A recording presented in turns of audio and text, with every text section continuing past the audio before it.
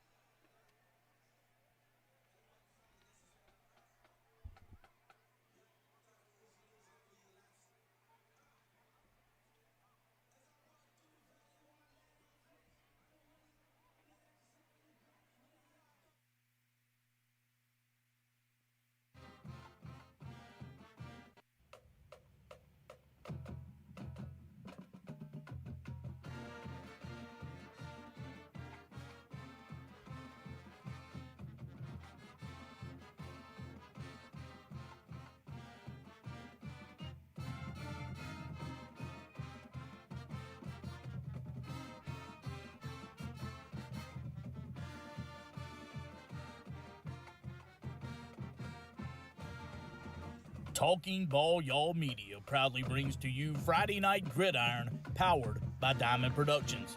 Their motto is, we don't set the bar, we raise it. Now let's head out to the stadium and join the voice of the Maroon Tide, Clay Sweet and Ricky Whitaker.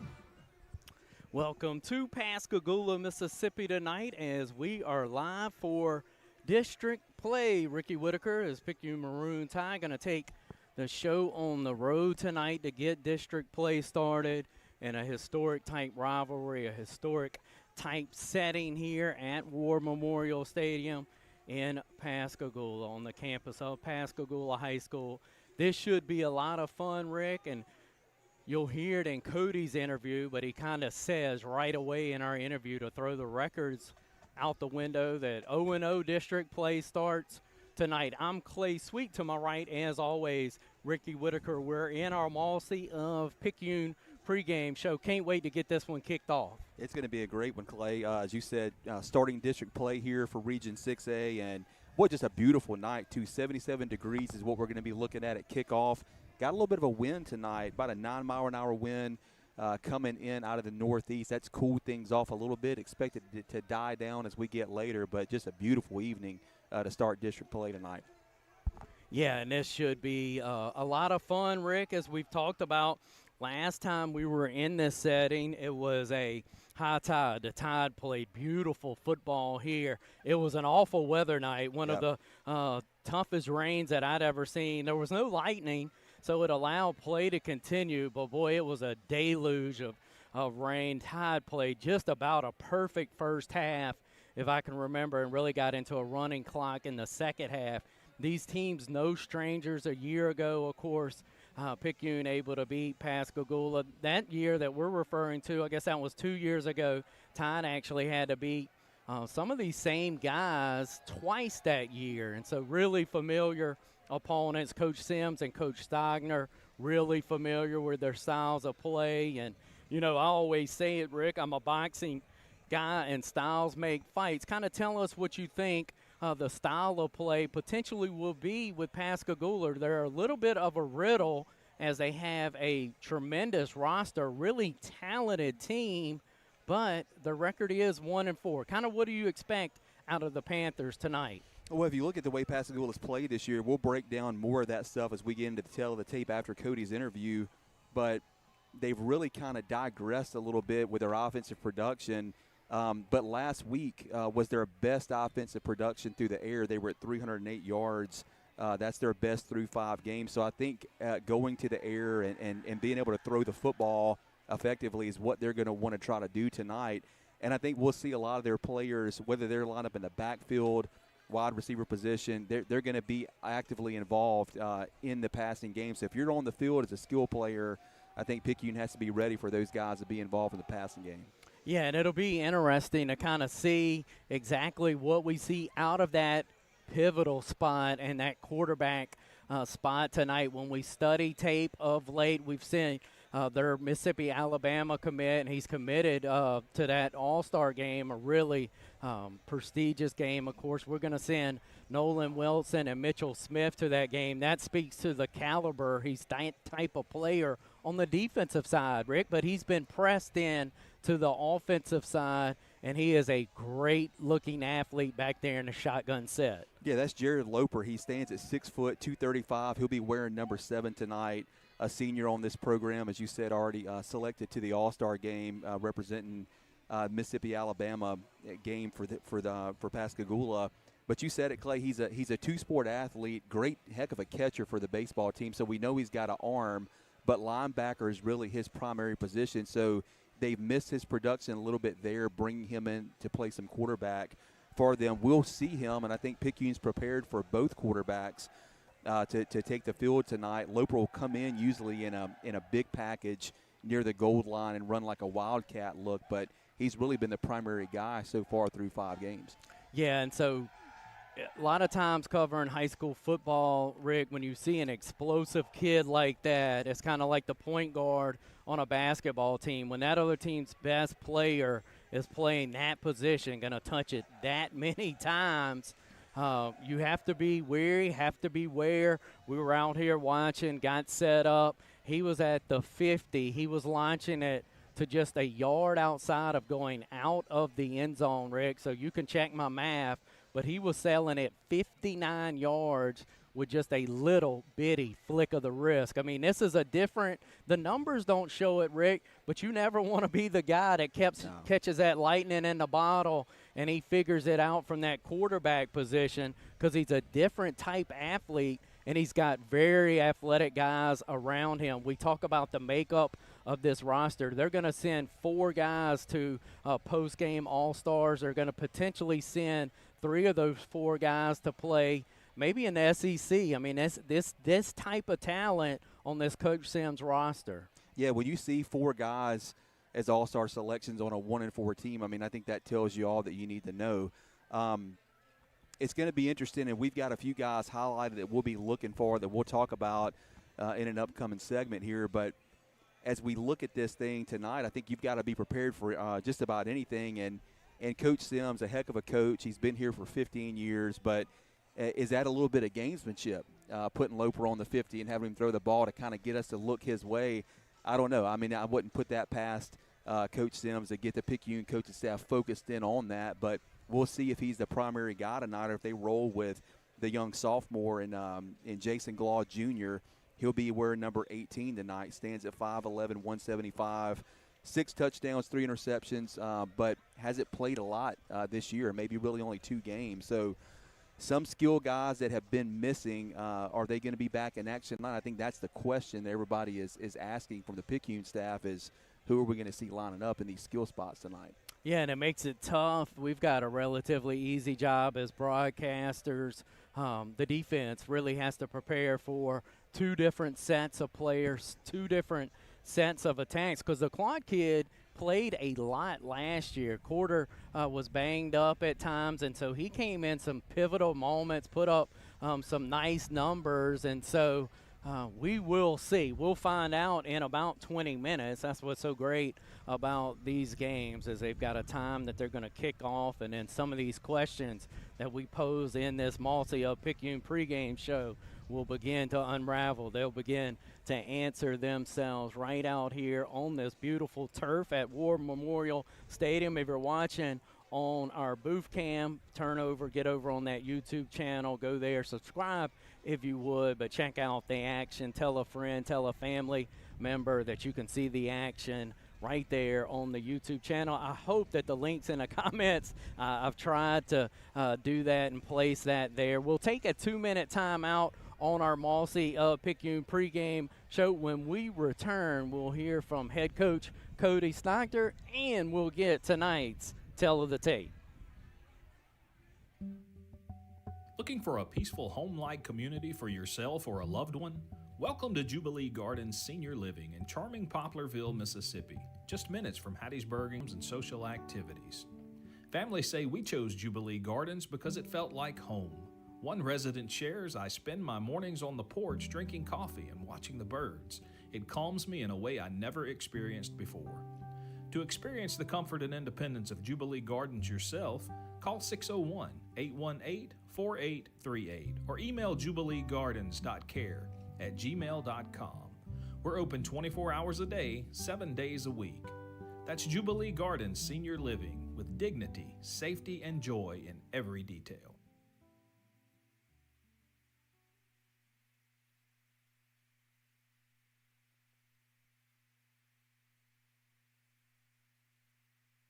Thanks for stopping by Marcia Picayune. We're proud to be your family-owned GM Superstore, serving Mississippi and Louisiana with new and used cars, trucks, and SUVs. Here, you're more than just a customer, you're part of the Marcy family.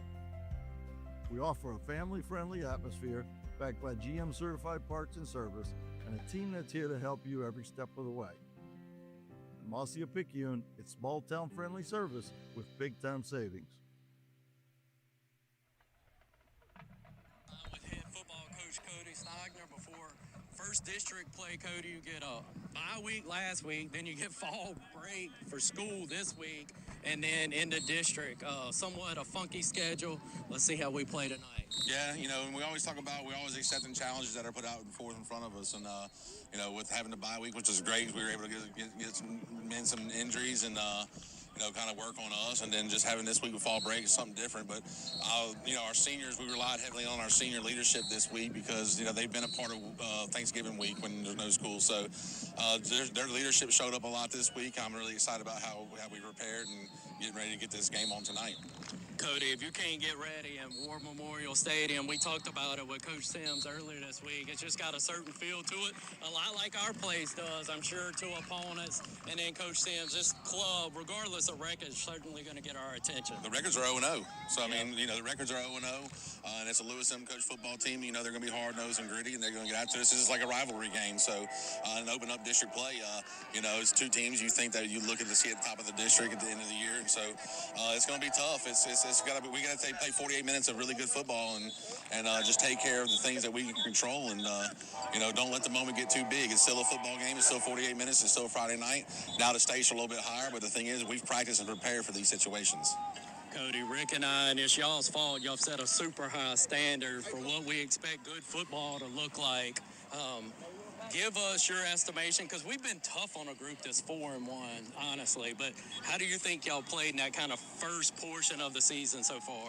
I mean, we've done a lot of good things. We did a lot of bad things. I mean, obviously, I felt a little down about a week or two ago, but I think it's because I put it upon myself, because we have set that standard really high, and but we ask a lot of these guys, and the things they go through and the things they have to sacrifice and do is just, I don't give them enough credit that they deserve, and I want to make sure I do it now because, we put them through hell, and we ask them to sacrifice themselves, sacrifice their bodies, and now obviously, our goal is always make sure we're getting better every week. So having a week off and having a different style of practice this week, I think, I'm hoping just to see us moving in that right direction, which I saw that, second half game against Poplarville. We started moving in that right direction. We were playing a lot harder. We were playing with a lot more intensity, a lot more effort, a lot more want to. So, that's what it's going to come down to is we can continue that trend and go in the right direction. I just want to make sure we started going from the opening kickoff and not have to wait for the second 24.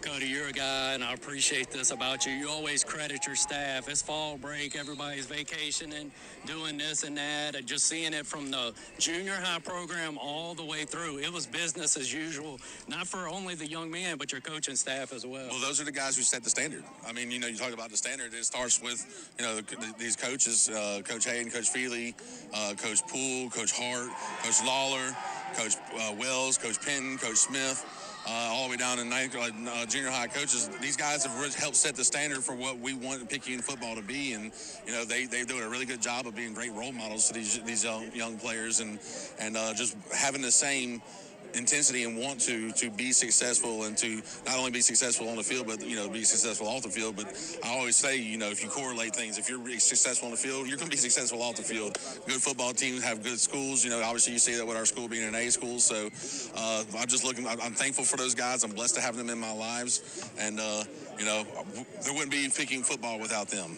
I agree, Coach. Good luck tonight. Thank you. Roll Tide. So there, Ricky Whitaker, one of my favorite segments each week is kind of get your thoughts on what you heard from head coach Cody Steigner on that Marcy of Picayune pregame interview. I think the biggest thing, Clay, is when you look at what the situation's been over the last 2 weeks, you had a bye week a week ago and then fall break, so no school at all this week. So Cody's had his kids in. 9 to 12 has been their schedule, got them in the morning.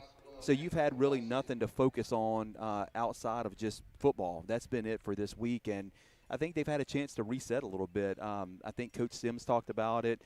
You and I have talked about it as well. But when football is all you've got to work on and school is not a factor, I think it can get you back locked in. But the other thing that Cody mentioned is getting off to a good start. You've said that. We've talked about that as well. We really haven't put 4 good quarters together yet. We've had some good halves, but not 4. So getting off to a fast start, limiting the penalties is going to be key tonight for the Maroon Tide. Yeah, I think that's some good factors to kind of look for if you're listening in, as the turnover thing, and then, of course, the penalties, unforced, pre-snap, silly stuff, the sloppy stuff. So we'll take a timeout here, y'all. We were going to promise you the tail of the tape. I'll throw Jackson Harrelson, our cameraman and graphics expertise, a curveball. And we'll take a 2-minute timeout. We don't want to get that tail of the tape up and then have the anthem and the prayer. So we'll take a 2-minute timeout. We'll break for the anthem, the prayer. When we return, we'll tell you how this one looks tonight with our tail of the tape. Hi, this is Sandy Kane Smith. I'm running to serve as your next Pearl River County Tax Assessor Collector. I've been responsible for managing over 100 employees, multi-million-dollar budget, and audits across all areas of county government. I will make sure you will get a fair assessment, fully staffed office, and bring back hometown customer service. Thank you for allowing me to serve the last 16 years as your Board of Supervisors. I truly appreciate your confidence and support, but on November the 4th, I need your help. Your vote makes the difference. This is Sandy Kane Smith, and I will see you at the polls. Paid for by Sandy Kane Smith for Tax Assessor Collector. The days of hiding your money in a mattress or burying it in the backyard are long gone. Our friends at Bank Plus can help you save for a rainy day. Hurry in and let their friendly staff help you with all your banking needs. Stop by any of their locations today at 115 Williams Avenue and 951 Memorial Boulevard in Picayune, or 105 North Main Street in Poplarville. Bank Plus is more than a name, it's a promise. A lot goes into powering this community. That's why your Touchstone Energy Cooperative wants you to know we've got you. It's a pledge to make sure you're always taken care of. A pledge we honor every day. From our member service representatives to our linemen and those making sure the power you use is there when you need it. We've got you. Always. Brought to you by Coast Electric, your Touchstone Energy Cooperative. Cornerback, number 2, Caden Street. Number 0, Lavelle Adams. Number 6, Ariane Hardy. Need a plumber? Let Harold's Plumbing help you with that. Whether it's new construction or just a plumbing repair, Harold can make it happen. Harold's Plumbing is licensed and can do both residential and commercial jobs. Give Harold's Plumbing a call at 601-273-0598 and let him handle all your plumbing and septic tank services.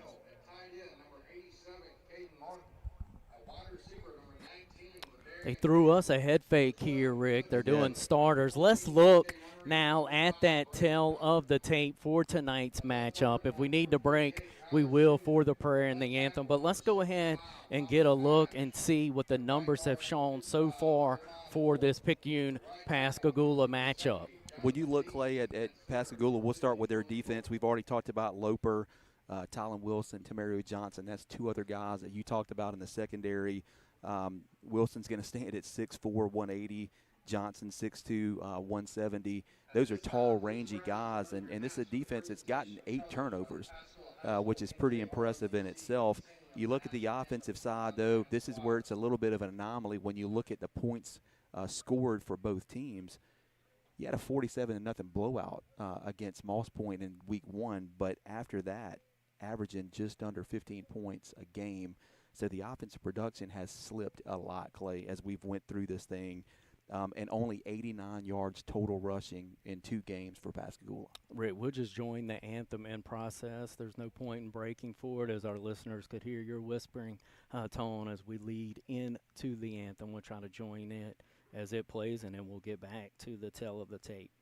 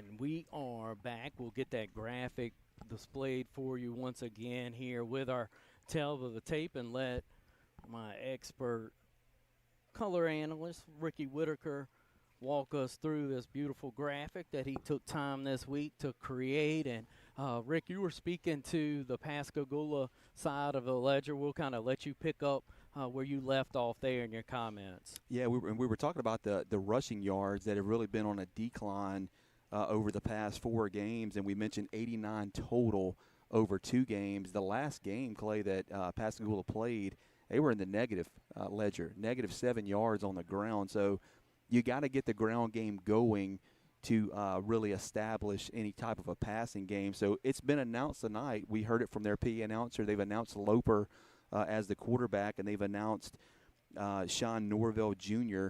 As the starting running back, 6 foot 195. He's got 356 through 62 carries this year, 5.7 on the ground.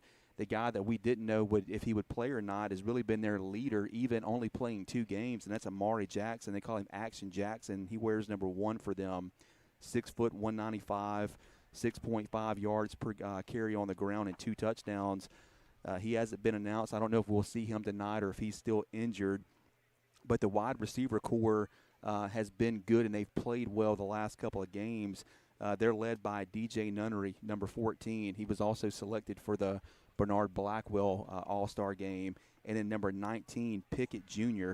Those guys have combined for 555 yards through the air and 5 touchdowns. So those guys are going to factor in. But, boy, on the Picayune side, the number that you can't deny is those takeaways. 10 takeaways, that's a gaudy number through 5 games, something that Coach Hayden's going to be very pleased with. Took it away 3 times last week against Poplarville, and that was the difference in that ball game. Needed all of them, right? Needed Slick? them all, yeah. I mean, 2 of those jokers were recovered in the end zone. You talk about taking away at that last slither left of action before the score goes on for the opponent. That was some dramatic stops last week, that turnaround, 2 weeks ago. That really spoke to something that Cody talked about. He saw something in his club late in Poplarville in that ball game. That's a tough place, Rick. They're the defending 4A state champions, had played for 4 state titles in a row and not too recent history. That is a really composed, well-coached team, and Coach Beach, they don't squander 21-7 second-half leads ever. No, they did against this club. They don't, and you mentioned those 2 just spectacular turnovers in the red zone, maybe something we'll never see again when it's a touchback. But another one, Clay, that we weren't sure who recovered it or who caused the fumble against Keys, but Amari Scott came up with a big turnover, stripping it from Keys late in that second half. That was also a factor there. But you look at this Pascagoula defense, and I think they're the strength of the team. Again, 3 All-Stars are on the defensive side. But, again, they're only +1 in the turnover category. You've taken it away 8 times, but you've turned it over on offense 7 times. I think this Pascagoula defense is going to say, look, guys, just give us a chance here to get, put some drives together, put some points on the board, and let us do our thing. And we've seen that with them. A very good game against Ocean Springs. They took a pick 6 to the house to start that game off. That was a shutout pitch by them in the second half. We saw how good Ocean Springs is, but a very close ball game there. So you can't think about the 1-4 tonight. As you've already said, District is going to make things a lot different. You can hit the reset button and start over, but we're all playing with live ammunition tonight. Yeah, we are, and I think it speaks to what this game is. The 4 captains tonight. Colt Robertson, he's going to be dressed in 4 tonight for the Maroon Tide. He's your quarterback. Javen Bolden will play on both sides of the football. He'll play guard. He'll find himself over on the defensive side of things. He's having a really, really good year, Ricky Whitaker. The guy to his right tonight in the captain lineup, Jordan Hathorn, and then to Jordan's right, Nolan Wilson. That will do it for our tail of the tape graphics. We'll let you get a look at how the Tide is dressed. They're in those beautiful white tops, gray breeches, maroon numbers, and beautiful maroon headgear, Rick. And this is going to be fun as we're lined up and ready for district play. Those captains are out for the Tide. Tide have gathered, and the visiting end zone getting ready to break out through their sign created by the Picayune cheerleaders under the direction of the best cheerleading coach in all of the land, Jessica Smith. Not that I'm partial at all in that statement. But look, Rick, this is a working week for a lot of group of youngsters that have been challenged with staying focused when you are out of school. I know I talked about it with Cody. I think it's important to kind of emphasize to the listeners, Pascagoula fought the same fight when we talked with Lewis Sims earlier in the week on the preview podcast. He talked about them being out of school, so they've kind of fought that same good or bad, depending on how you see it. They both had that same distraction coming into tonight's action. Yeah, and that's the thing, Clay. I mean, it's, Picayune practice 9 to 12, but from 12 on, we've got hunting season starting now. We're into October, so kids have a lot more free time to potentially, we don't want to say get into trouble, but have things happen that would be out of the norm. So you have to deal with all of that. It's been a lot, but, boy, this staff has always done a really nice job of keeping these kids focused, and that's what we'll need to see tonight, and I think we're going to see that as a focus group coming out tonight. How cool is it for Cody? I mean, he knew Thanksgiving week's the same thing. He quickly referenced that week, and he talked about the leadership for the players, but a lot of times that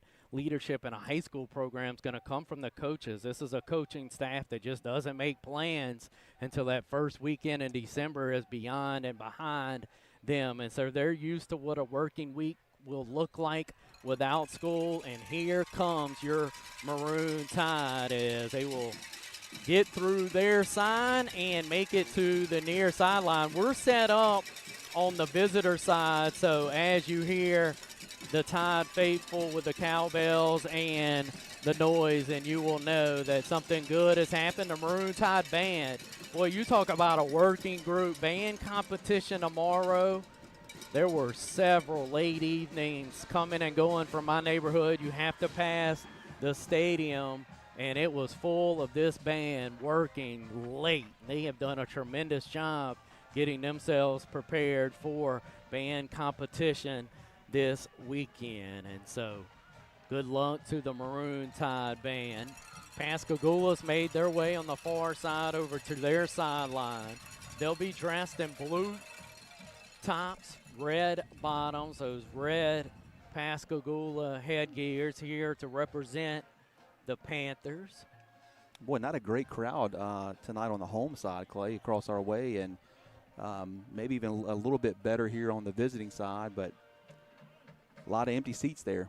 Yep, you go 1 and 4, people start cruising the coast on you, Slick. Yep, that's right. I mean, that's the reality of you get a fall snap. They may have heard, hey, we can go find it on the YouTube channel. They may be hanging out on their porch here in Pascagoula. We'd ask that you'd spread the word. You can help us by subscribing to the YouTube channel. If you want to see the game instead of our ugly mugs, because I'm about to kill this press box feed, we just use it for the first 30 minutes of our Marcia Picayune to kind of prep you and get you over to that YouTube channel, Slick. So we're going to kill it. But we'd implore you to get over to the YouTube channel and check out tonight's action as we are set and ready to get underway. Pascagoula going to kick it to Picayune. If you're old school audio only, you'll be going from left to right with the Maroon Tide in front of Ricky Whitaker and I. That will do it for our Marcia Picayune pregame show and for our booth cam. We appreciate you tuning in. Once again, go find us on the Talking Ball Y'all YouTube channel. So Pascagoula has it teed up back at his 40-yard line as we're ready for kickoff tonight. Just one long deep back. Picayune expecting a short kick or even an onside kick to get this one started. It will be angled. Good scouting here. Fair catch called for and made at about the 38-yard line. That was real good scouting and even better bravery there by Kane McKinley. Flag for and called for. I say flag for. That's a terrible term in a football description. He's holding his hand up as an onside kick or a good job by him just squeezing it, Rick, out to the 38. Yeah, they were bearing down on him, too. Yeah, they were. Fair catch called for and made. Tide going to start it at its 38-yard line. Here's a give to start the ball game off the right side. Maybe back to the line of scrimmage, but that is it. That was Zay Dennis. They're going to say a loss of 1. So Dennis got it off the right side. He'll lose a yard. Use flag, and then I couldn't think of fair catch, Rick. Not a great start from the whole radio side for me tonight, but no, I think we'll get over it. We all understood. A little hitch in my giddy up there trying to get Kane McKinley's fair catch called for. He did a good job, much better than me on that call. Another play off to the right side, and that is the 4-star Talon Wilson coming up and making a play for Pascagoula. A gain of 1. Just back to the original line of scrimmage, 3rd and 10. Ball rest over on the right hash, Rick, but we've run 2 plays and got nothing to show for it as it's 3rd and 10. Yeah, Picayune in a early 3rd and 10 here situation. Not a good start on the ground, but I think it's better defense from Pascagoula. Ball over on the right hash. It'll be a pitch once again, and once again the same result. Just a yard on the play, if at all. So 3 running plays for the Tide, 2 to the right, 1 to the left. Net, no gain. They're going to put it back on the line of scrimmage. You will rarely see the Tide stuffed in that nature, Rick. Going to have to punt it away. Ran 3 plays and got nothing to show for it. Yeah, netted total of 0. Yeah. Broke even there and only had the ball for 1:29. Certainly not the start that you wanted to see from your Maroon Tide offense, but credit Pascagoula's defense. They came out ready to play tonight. Yep, I'm used to you being my stats guru. I didn't need you there, bud. Three snaps and nothing to show for it for the Tide. We've got an early time out here. I believe Pascagoula going to call for a timeout. And not the start that you're looking for, Rick. We've already said that a couple times, but of note, you just rarely see the Tide run 3 plays offensively and have 0 to show for it. Yeah, and, the Maroon Tide, they'll do a little bit of they'll use that as your jabs just to kind of test out their defense, see what they're doing. And we saw them go wide with the power on a couple plays and then try to cut it back inside. Pascagoula stopped both of those, so I know this offensive staff is taking note, and they'll make some adjustments with some play calls as they get their next opportunity. Here is a nice punt off the foot of Alls. It's caught at the 30, advanced up to the 35. That was a really good catch by Jackson on the punt. Not a great return, Rick, but he saved himself probably a big bounce and a trickle after the fact by catching that ball. From Jackson's standpoint, and this possession will start at the 35 for the Panthers. Yeah, we've seen 2 really good special teams just heads-up plays there, and that was a dangerous one. That one could have, had it not been fielded clean, could have been nasty for Pascagoula. Yeah, that's the risk, but I love the reward, right? Yeah. You're starting at the 35 instead of like your 15 or 10. Here's a roll to the right, going to let it fly, Will Loper. Here is the incomplete pass at the 24. Had to wait and see, Rick. They were slow to indicate incomplete. That ball was aired out, and it was good coverage. Finally ruled to be incomplete on the far sideline, but that was in the air from the 35 to the 25 of Picayune. Good coverage on the play by Richardson. And he looked to be a nicely thrown ball to Wilson. He just didn't squeeze it on that far sideline. Yeah, Loper has been a runner at the quarterback position. That time looked to run, but threw it long, had a guy open, but nice close there by Picayune. Here's a good run, midfield, 45, 40, over to the 34-yard line. We talked about him in the open. That's Norville with a good run for Pascagoula. And they flipped the field on 2 offensive plays, an incomplete pass, but here's a chunk run. Going to go from their 35 to the Tide 33-yard line. Yeah, and had a shot at a tackle for a loss. Clay just couldn't wrap him up, and the result was a big gain for Pascagoula. 4 wide receivers at the bottom of your screen, 1 up top. Loper calls for it. He spun it a few times, and the throw is right on the money but dropped, thankfully, at the 20-yard line. Hit his guy right near the face mask, Rick. It was on time, on target, but not caught. Incomplete, 2nd and 10. Yeah, Loper Clay with that natural baseball kind of wind up. It's real quick. He didn't waste a lot of motion as he would do from his catcher spot, but that's 2 balls that he's put on the money that have been caught. Yeah, he's throwing a beautiful football, nice spiraling action. 1 wide receiver to the right, 3 to the bottom of your screen. That's the left. Loper drops back. He's looking to throw. He'll let it go towards the end zone over the head of his intended target. Incomplete. He was trying to find Nunnery. Nunnery has 17 catches for 259 and 2 touchdowns on the year, but there was good coverage for the Tide secondary. I believe that was Richardson again in on nice coverage. So it'll be 3rd and 10 from the 33 of the Tide. A pistol look and the Tide jumped. Not good football there, Rick. You make a 3rd and 5 opportunity. That was a 3rd and 10 because you couldn't hold your water there at the end position for the Tide. Yeah, nice job with a hard count there, but Pascagoula, and looking at what Loper's looking at, got single coverage across the board.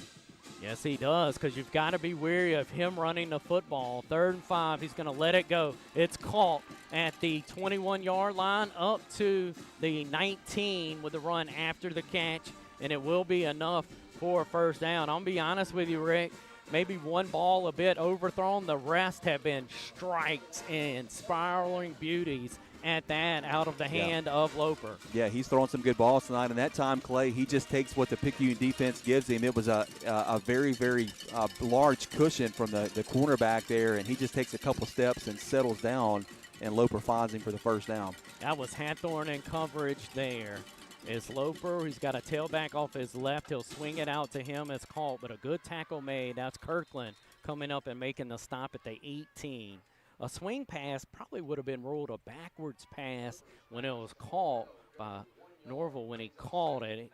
He does get it to the 18-yard line. Going to bring up 2nd and 9. They'll say just a gain of 1 on the play. Yeah, nice job there. Nice discipline by Kirkland staying at home. You got to be aware of Norville and his ability to catch the ball out of the backfield. Short side of the field to the left. They've got a long wide receiver up top, one-on-one.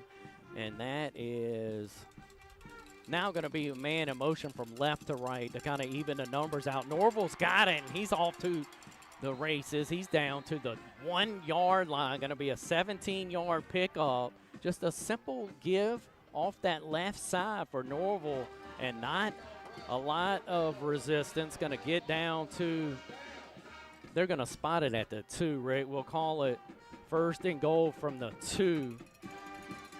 For Pascagoula, what has been a good drive. It's been a good passing drive for Loper, and Norville's ripped off that big run to start things. Here, Loper's going to call his own money. He will dive in to the end zone, and he didn't do that the whole drive, did it there for the touchdown, as Loper's going to keep it off the left side, have a 2-yard touchdown drive, and so Pascagoula has jumped on top of Picayune 6-0, 7:43 to go in our opening quarter of play.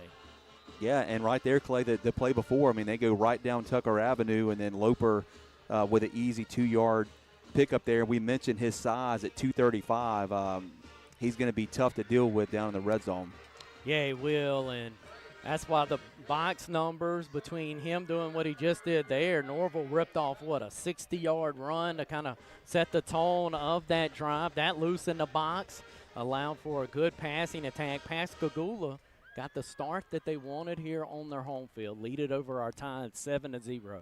7:43 to go, as we appreciate Diamond Productions, their assistance here with getting the stream going. Donnie over in Aggie Land, over at Texas A&M, working a big show this weekend. And Jackson Harrelson, as usual, working our cameras over to our left. Ricky Whitaker to my right. We need some good things to happen here, Rick.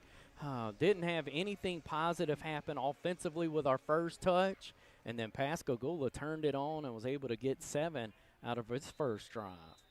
Yeah, Picayune offense gotta be able to strike here and get back even. You don't want to fall behind too early, but again, I think they've took some time to see how Pascagoula's lining up, what defenses they're running, and I think this offense is going to have some plays. A if they scramble can for the kick as it's loose. Pascagoula may have it down by the 28-yard line. It was a hopping kick, a bouncing kick.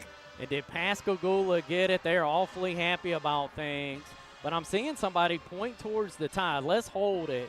And I don't want to give you bad information, but the Tide have been preparing all week for this type of kick. Had the numbers over there. Rick, just weren't able to squeeze it.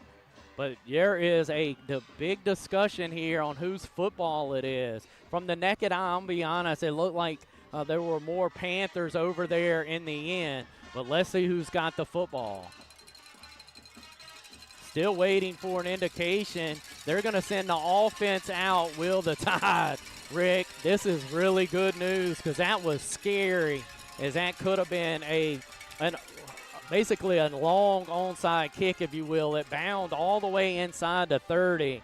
A high hop the Tide were unable to handle to apparently right to the end. But they will say the Tide will have it. Tide will start it at the 29-yard line. That was a positive there to be able to come up with that football. Here's the Tide with a little bit of room, but quickly a race to the 31. A 2-yard gain. Great pursuit by James. Jaden James coming up and making a really nice tackle. So a gain of 2, but that's it. Yeah, and boy, that onside kick, Clay, going back to that, it just took a weird hop. It was hit well, but it just went a crazy direction. And, boy, very, very fortunate to be able to get away with it, and happy to see a 2-yard gain here on first down. McKinley touched it. I'm not sure who came up with it in the end, but whoever was able to fight and get it. This will be a give to the fullback who we just talked about. That's the sophomore Kane McKinley. And a pretty good gain there. Going to get it up to the 35. We'll credit him with a 4-yard pickup. And tell the Tide that they have a 3rd and 4 that we need to pick up if we can here. Trailing at 7-0. 6:35 left in our opening quarter. McKinley at the fullback. Jamari Hathorn at the tailback position. It's the fake to both of those guys and a gift to the wing in Jordan Hathorn. He's across midfield to the 45 before he's ridden out of bounds. So a big play on 3rd down for our Tide. Going to move the sticks. But there is a discussion after the fact. Let's see if there's a flag on the play after Jordan Hathorn from the wing was able to get 20. But there's a hold the phone type moment, as there is a pink flag laying on that red Pascagoula midfield logo, and they're going to give him the spot, and then they're going to walk it back. So they're walking this one back from the end of the run, and it will be dropped at the 41. So the result of the play should be a first down, and it will be because it was enough. But then a after-the-fact penalty, going to move it back to the Tide 41. So the Tide had gotten it into Pascagoula territory, but the post-play penalty going to move the Tide back to its 41. This is Dennis again with nowhere to go. Slick off the left side, just absolutely no room. That's Anderson going to come up and make the tackle. Yeah, and a really good cut on that last play there, Clay, by Hawthorne. It was not a lot of room there, but found the hole, had good vision, and took a 20-yard pickup and only netted 6 yards at the end of after the penalty was marked off there. So 2nd and 11, going to back it up to the Tide 40-yard line. 2nd and 11. Here's a pitch and more room to work with, and across midfield to the 46-yard line goes Zay Dennis. Dennis with a hole there that he could slither through, then a good burst after the fact. Get it to the 47 of Pascagoula, as that was a good run there by Zay Dennis. A 14-yard run off the right side. The guys up front on that right side doing a good job getting him a little piece to work with. That is A.K. Burnett and Mitchell Smith over on that right side. But once again, Rick, a play for the Tide. This is Igana with no gain, maybe a half yard at the most, as Colin was giving it to at the fullback position and just nowhere to go with it. Going to be stacked up and stopped. Whoa, just not getting a lot of movement through the interior line. Credit Pascagoula. They've been stout here so far defensively. Yeah, and they're going to give Agana a yard on the play. That's a pretty good spot. Yes, it is. From the 46 of Pascagoula. Here's the power to the right and a better surge up to the 40-yard line.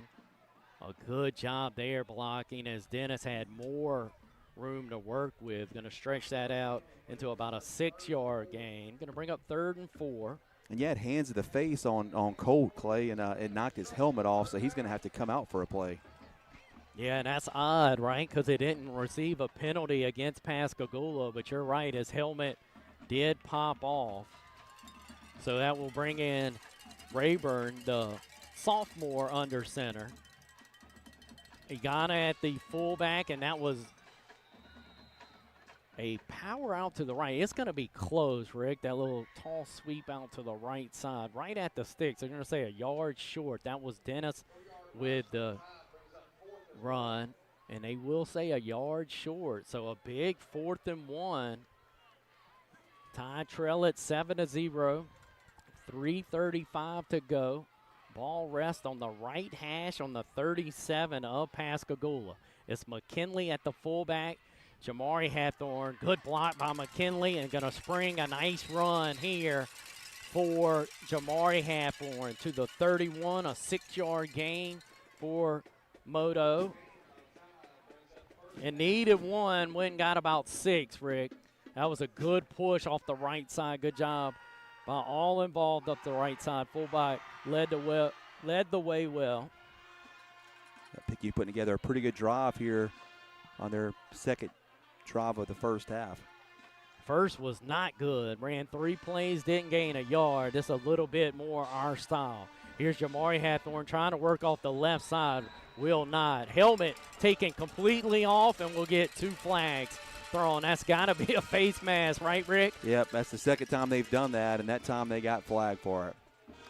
But, man, tag, Rick, I mean, you've been doing this for a bit, keeping stats. You're having to put 0, -1, -2. We're going to get the benefit of a face mask to help us here, but they're doing something at the point of attack. What do you see, Rick? I mean, they're getting there in numbers and penetrating, not allowing us to pick up good yardage on 1st or 2nd down. Yeah, I mean, they're just really loading the box up. I mean, you look at the body standing there in the box now. They've got everybody up top. Might have an opportunity to hit them on a pass here, but no safety. Got single coverage out here to the wide receiver. And here's a run off the right side. Hathorn with a spin. He'll get himself down to the 2-yard line as Jamari Hathorn, the flavor of choice right now for the Tide staff at the tailback position. And he'll get himself down to the 2. Brilliant run there by Jamari Hathorn. Started at the 16, got it to the 2. We'll carry him with a 14-yard run. Junior James going to run the play in. He'll be a wide receiver in this set. Flank out to the left. McKinley at the fullback. That's Dennis at the tailback. Colt Robertson under center. It'll be a give to Dennis. Dennis in. 2-yard touchdown run by Zay Dennis. Gonna get the Tide just 1 short of being even tonight. Tide's first score of the night with 2:06 left. That was a more patented type Picayune Maroon Tide drive. We'll let Edgar Cruz split the uprights, and then we'll give you a Diamond Productions drive summary as Rayburn will hold. Cruz will attempt the kick. Snap back was good. The hold from Rayburn was good, and Cruz nailed it. So tied back to even, 7-7, 2:06 to go here in our opening quarter. A good drive there, Ricky Whitaker. Yeah, that's exactly what we needed, Clay. Maroon Tide go run 11 plays. They take 5 minutes and 30 seconds off the clock. They go 71 yards, and it's capped off by a 2-yard touchdown scamper by Mr. Zay Dennis. Zay Dennis with 7 rushes, 32 yards just on that drive. Jordan Hawthorne had a big run that came back, had 6 yards, would have been 20. And then Moto had the 1 for 14. So nice block in there from the fullback position. Picked up a very needed 4th and short yardage there. Picayune Maroon Tide back in this ball game. Absolutely. A drive just when the Tide needed it to get it back to even. That was Dennis's 8th rushing touchdown. Tide's 17th rushing touchdown on the year. Cruz set to kick it away. Edgar Cruz has 9 touchbacks on the year after that successful PATs, now 16 of 18 on those. He's a member of the Picayune Maroon Tide soccer team. We'll tell you how you can help the soccer program in a couple ways in just a moment as Cruz has booted this one. A breezy night, Rick, but when you hit a line drive, it doesn't matter what direction. And Cruz pulled out the 3-wood there and smoked it right down the fairway, did Edgar Cruz. A line drive to give him his 10th touchback of the season.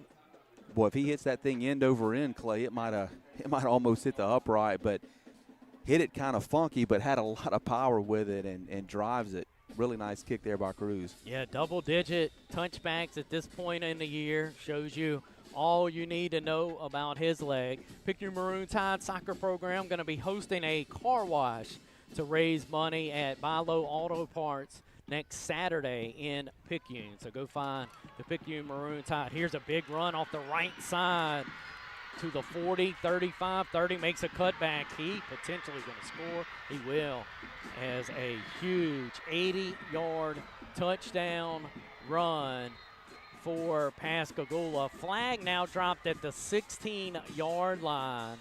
This may be... Boy, if that's a block in the back, Clay, it's coming back. Let's see what it is, Rick, as that was an 80-yard touchdown run by Norval. No, that was not Norval. They had slipped it in the belly of a guy we talked about a lot in the pregame. That was Action Jackson, Amari Jackson, number 1 with the 80-yard run, a guy we warned you about to beware. Good news is the flag was dropped. Rick, the bad news was the block in the back happened at about the 12-yard line.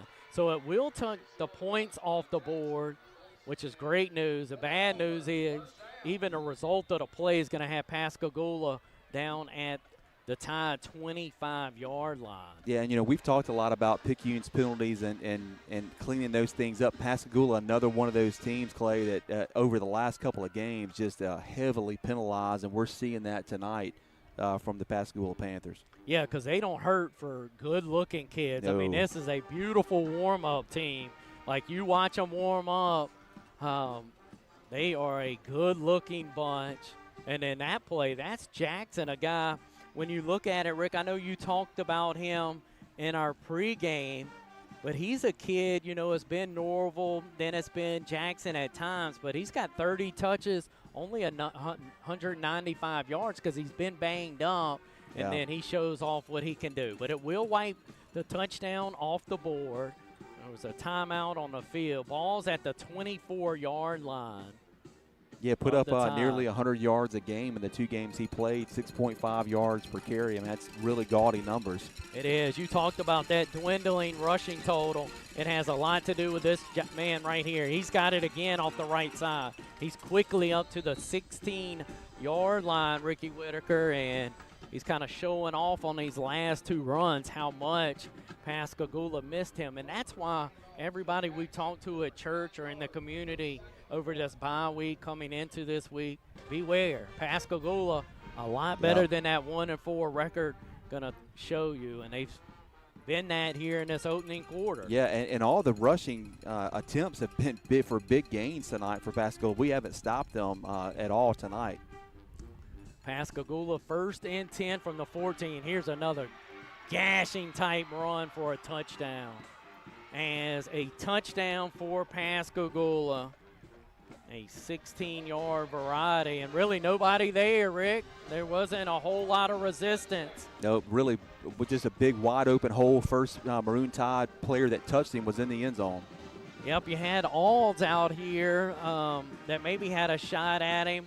He was blocked really well, though. One of the better high school blocks that you will ever see thrown on Grayson Alds on that touchdown run. The PAT is up, and it's good. And we're in for a ball game, just what we kind of expected tonight. Pascagoula leading this one 14-7, 1:09 left in our opening quarter. But, Rick, if you got dropped down from Mars and you had to choose which team was 4-1 and which team was 1-4, I wouldn't like your chances at this moment. No, it'd be hard to tell right now. Maroon Tide looks kind of shocked on defense. Got to make some adjustments, but you know, we always talk about this. It's hard to get these kids to believe that a 1-4 team is going to be talented, but they are proving the point that we've made all week about this team and the talent that they have.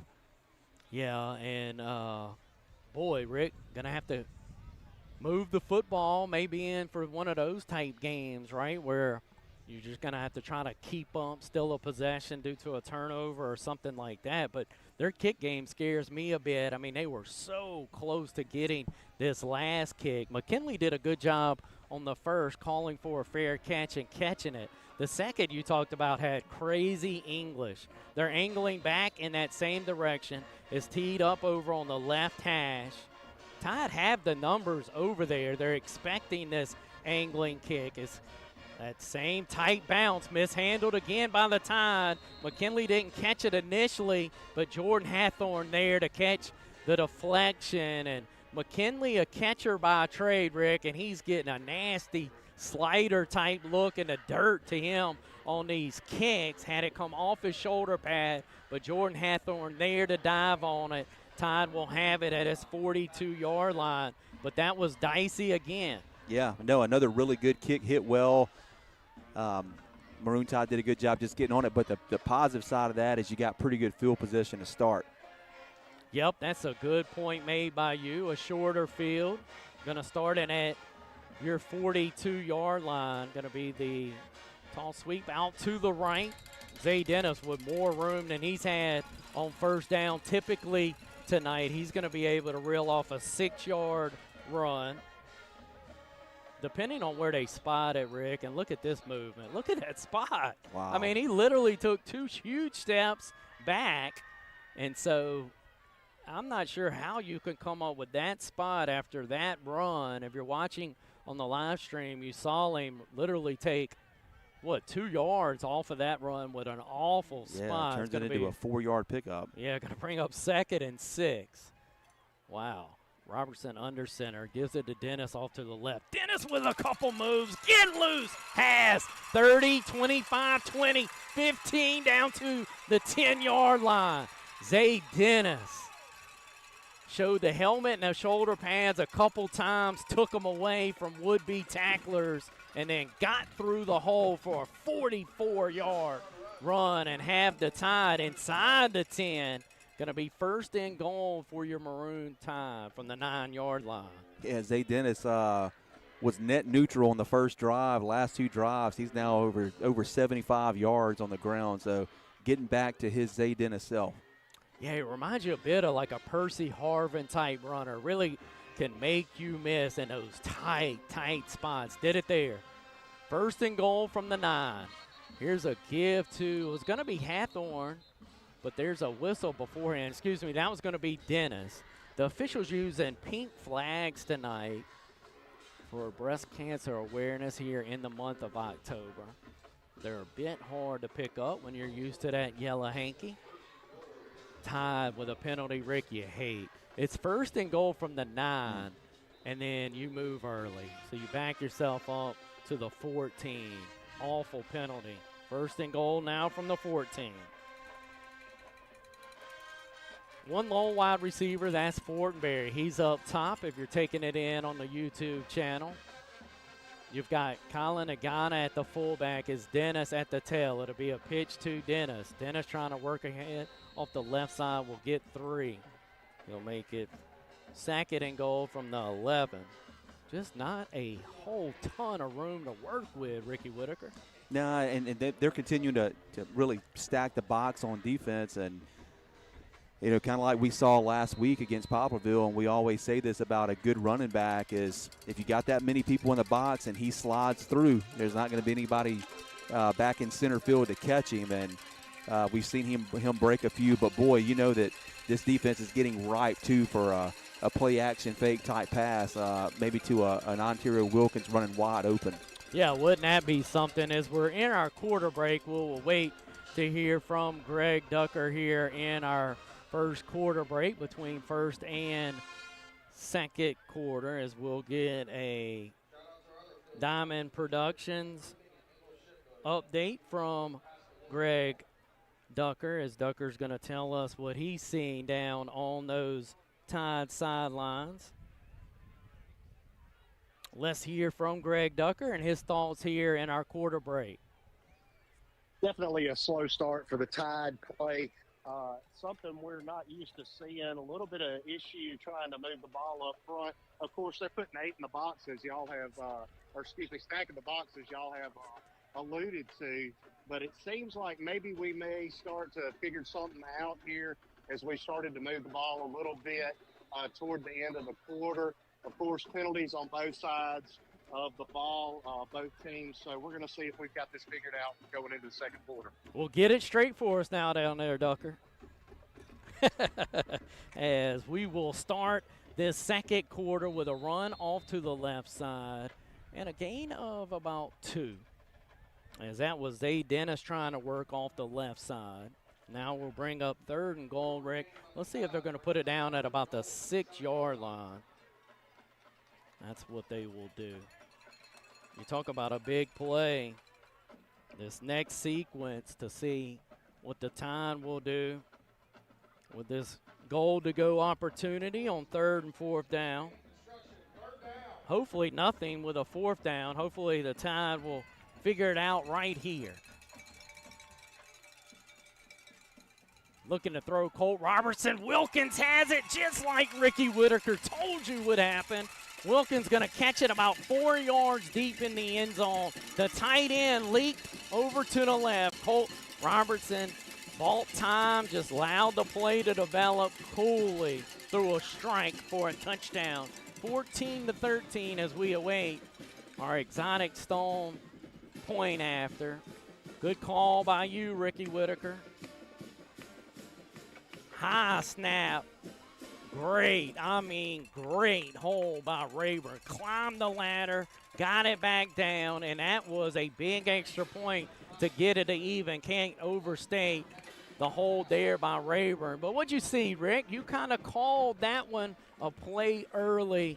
The pass to Wilkins, he flashed those orange gloves up, made the catch, and got us to even. I mean, when you've got 8 people, as Ducker said, in the box, you don't have a safety back, so you've got one cornerback that's covering our wide receiver, a wing back that splits out wide. But coaching staff recognized it. I think the timing was perfect to do it there, and Colt Robertson delivers a strike. And not a lot of plays run that time. It was only a 6-play drive, only took a couple of minutes off the clock.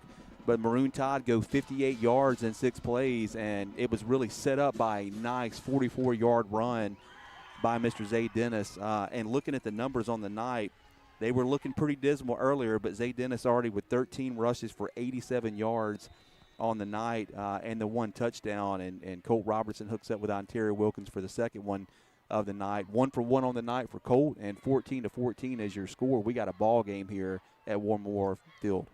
Colts' 4th passing touchdown on the season. An angling kick, fair catch called for, made at the 35 for Pascagoula. Let's see if the Tide defense can feed off the energy from their offense. Get a stop here, 14-14. Jason Taylor, legendary defensive lineman for the Miami Dolphins, taking it in, probably about 10 yards from Greg Ducker. About the 15, Ducker down at the 5. Look at that pose, too, from Ducker. Who's cooler in that frame there? Yeah, I was Taylor pointing at Jason Ducker? Taylor, and Ducker pointed back up to me. I was like, no, look, turn around behind you. It's that guy. He ain't worried about it. I like it.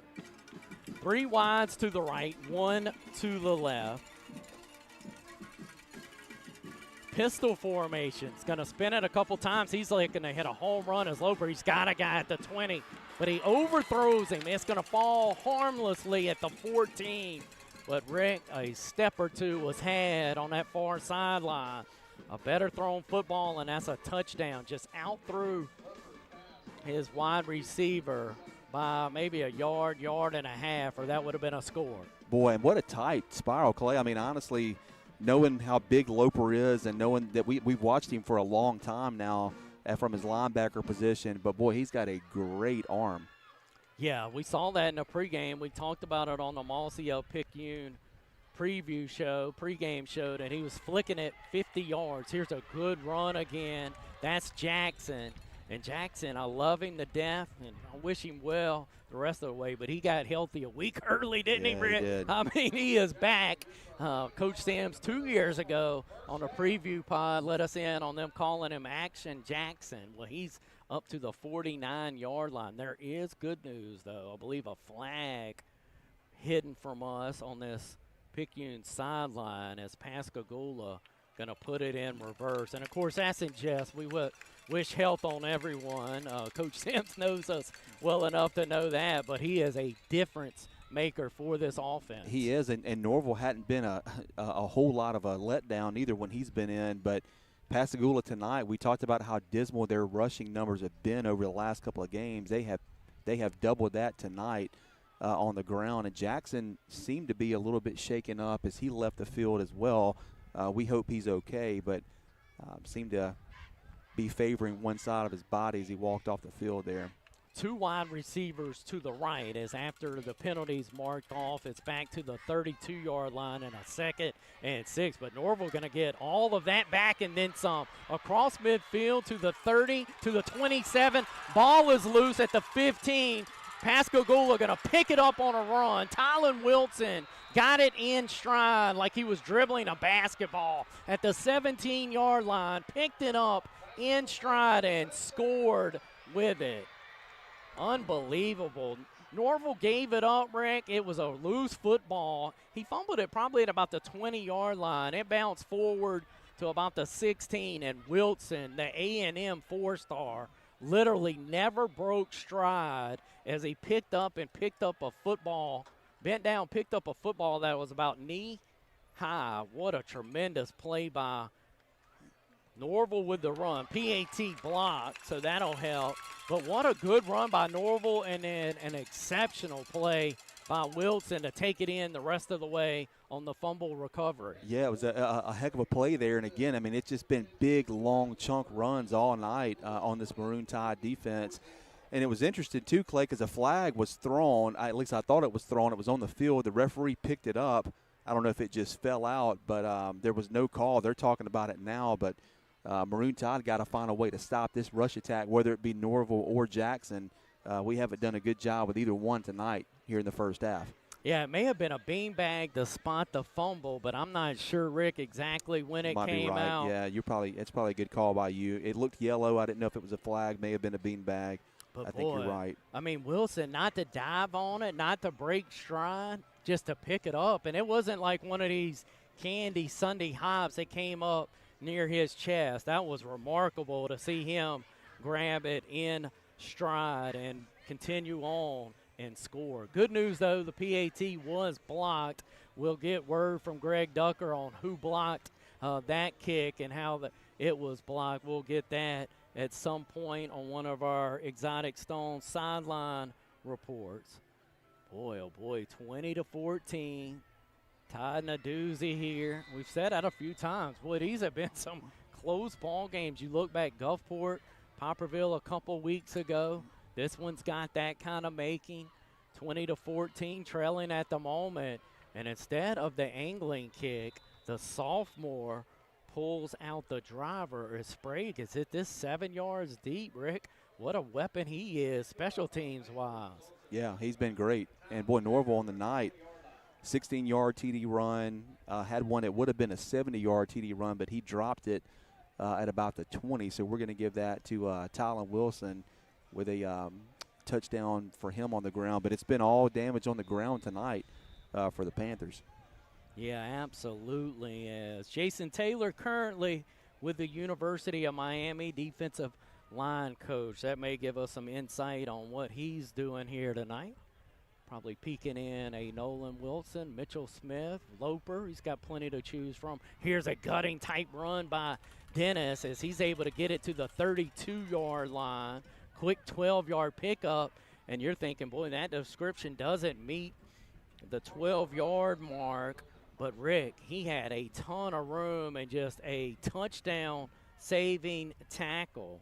Looks like it was Fortenberry with the block of the kick. Good job there where Greg Ducker with the block of the kick. Looked like it was a Darius Fortenberry. So, good job by him picking up on that. 1st and 10, but I thought Zay Dennis was off to the races. Yeah, he was close to breaking it there, but a nice pickup by him and a great open field tackle. That was Adams. Adams, after Dennis was able to gain 3, had a textbook, perfect form tackle in the open field against Zay Dennis. Ball's at the 35 of the Tide. Tide trail at 20-14. Trying to match score for score here with Pascagoula. Junior James going to be the long wide receiver. He's on the short side of the field. Excuse me, there's 2 over there. He's joined by Hathorn. Here's Dennis.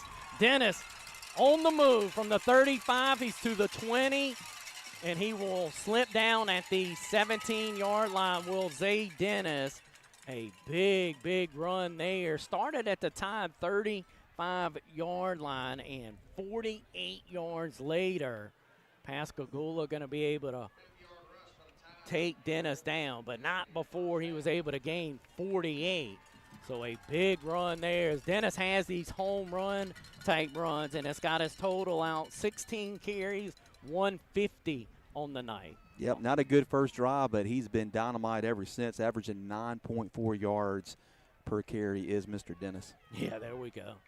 We get a couple of 40-yarders sprinkled in there. That helps that old average. Here's Jamari Hathorn with a spin move. Look at Jamari stay alive. Wow.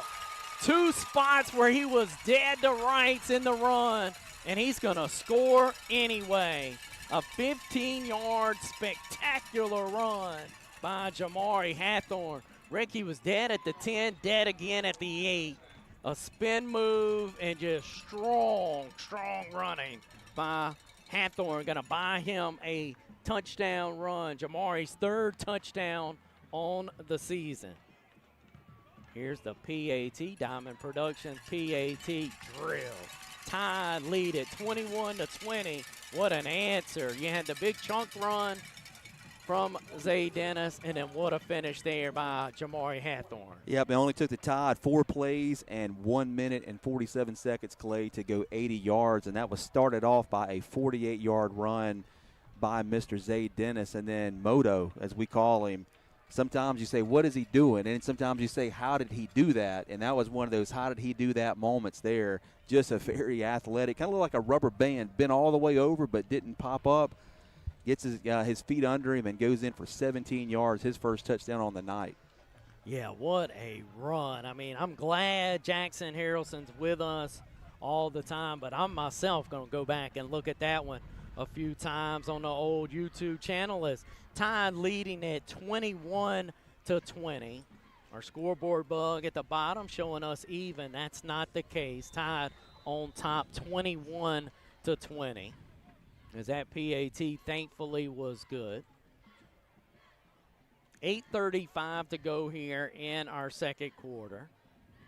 Cruz going to hit an onside kick. It's loose. Did the Tide get on it? It was touched by Pascagoula, but not called clean. Let's see who comes up with it. It was hit beautifully by Edgar Cruz. Tide going to miss an opportunity here, Rick. They didn't catch it clean, but able to get back on it. That was perfectly kicked by Edgar Cruz. But Tide not going to be able to fight off Pascagoula at the bottom of that pile. So we're even on those. Really, you look at it, Pascagoula had one they thought they got earlier.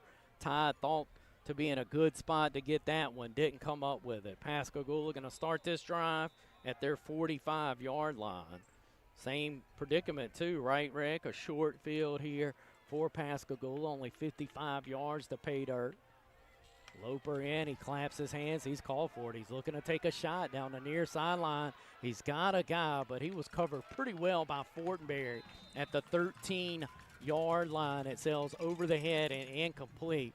Pretty good coverage there by Darius Fortenberry, who's probably going to get himself a chance to play on the next level, whether it be a slot wide receiver type guy or a corner. He's got really good hips, long wingspan. He's not all that tall, Rick, but he's slender, really athletic. Is Adarius Fortenberry made a beautiful catch to help in that Poplarville win 2 weeks ago. Yep, been playing really good, dangerous in the kick return game. Picayune defense now trying to get a stop. They haven't had a stop tonight. Here's a play that will help that cause. On second down, going to run it off the right side. Just a gain of 2. Going to bring up now 3rd and 8. Gula going to have it on its 46-yard line now that they drop it back down. Probably one of the better defensive performances so far in stopping the run tonight. Only a 4-yard gain. And Nolan Wilson, another helmet casualty there, has to come out of play. A bad down for him to do that, too. Good pressure applied. That was Kirkland that got to Loper first, but he will leak out to the right side and have enough for a would-be first down. Now, there's a penalty flag way back at the 34-yard line of Pascagoula where I kind of mentioned good pressure. Let's hold the phone and see what they come up with here. I'm pulling for holding, Clay. Coach Hayden dials up the old tango blitz. Both outside linebackers go. They were picked up pretty well, but maybe got too much of the jersey, and I believe it was going to be on Kirkland, but it allowed for Loper to cut out and run, and he's a load when he's running. Yeah, and the hold really affected that play, as it was going to be one of those backers, whether it be Kirkland or Amari Scott, that were going to get home, but the hold didn't allow that. It's going to drop it all the way back to the 35, 3rd and long distance here, 3rd and 20. Loper getting pressure again, but he's going to fire it away, a post pattern, but incomplete. Late to get there, but got there was Richardson, and they're going to say he got contact on the intended receiver, and I believe this is going to be a defensive pass interference. Boy. As the ball was arriving just in our mind as Richardson was.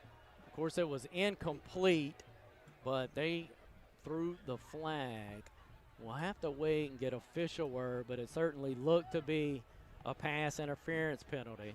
In high school football, it's not an automatic first down, and it's not a spot of the penalty foul.